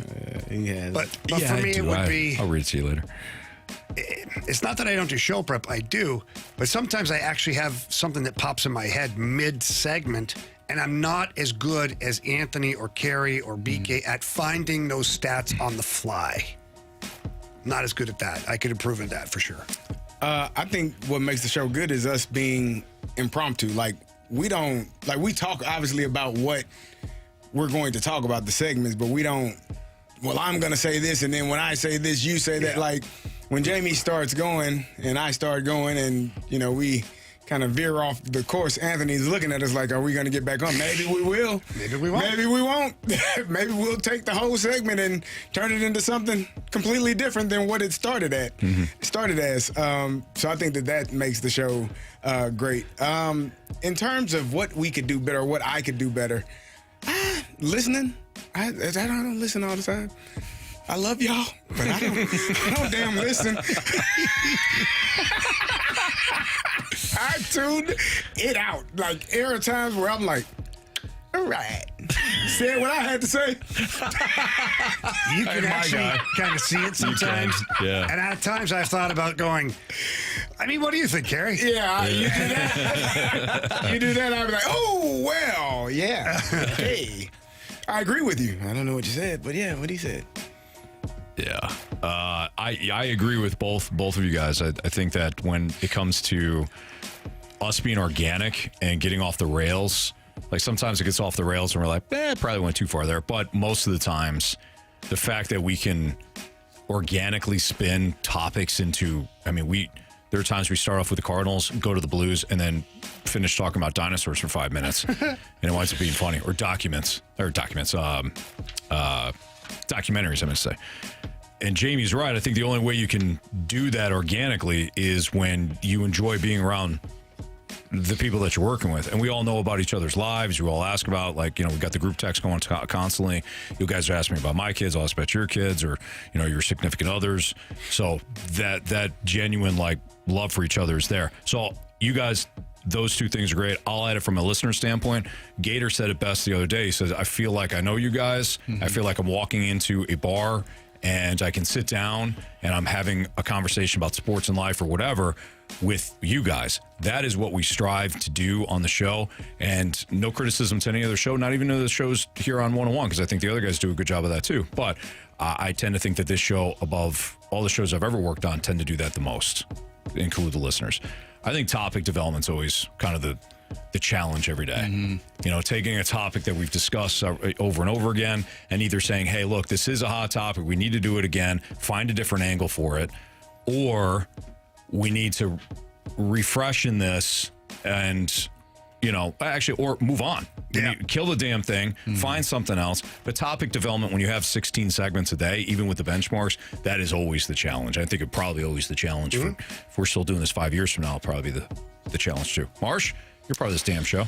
Yeah. Apparently, I need to stop smacking my lips. That includes you, Anthony. Yeah. We got a text on that. Holy sweet. Yeah, work on that. Solid advice. Seriously.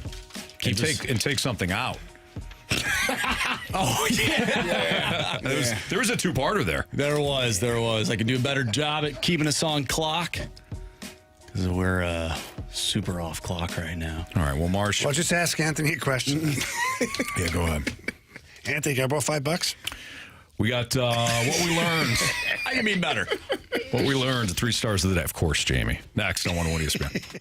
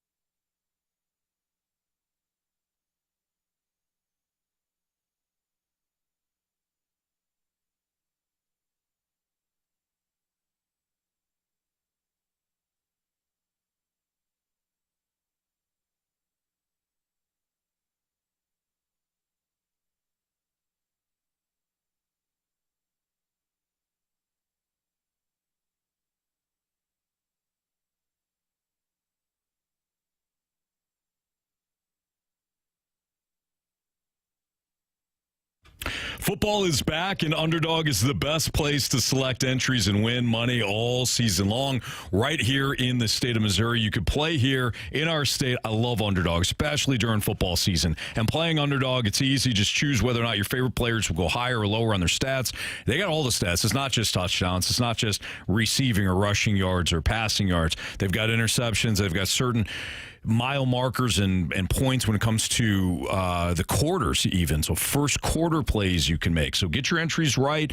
Pick a couple of players that you love their matchup or hate their matchup, go higher or lower, and you can win up to 1,000 times your money just by playing Underdog. And you could download the app today. You can play like I do, and I love it for, like I said, I love it for football season. It's not just NFL. They got college football as well. Download the app. Sign up with my promo code, and this one's pretty easy. If you know me, you know my first name, Anthony. That's it. Punch in Anthony, score $50 in bonus funds when you play your first $5. So you play at Underdog, you download the app, use my promo code Anthony, you score the $50 again in bonus funds when you play your first $5. It's a free $50 just for using that promo code at Underdog. Millions of fans have already won billions making plays on Underdog. Will you be next? Underdog. Make plays, win money.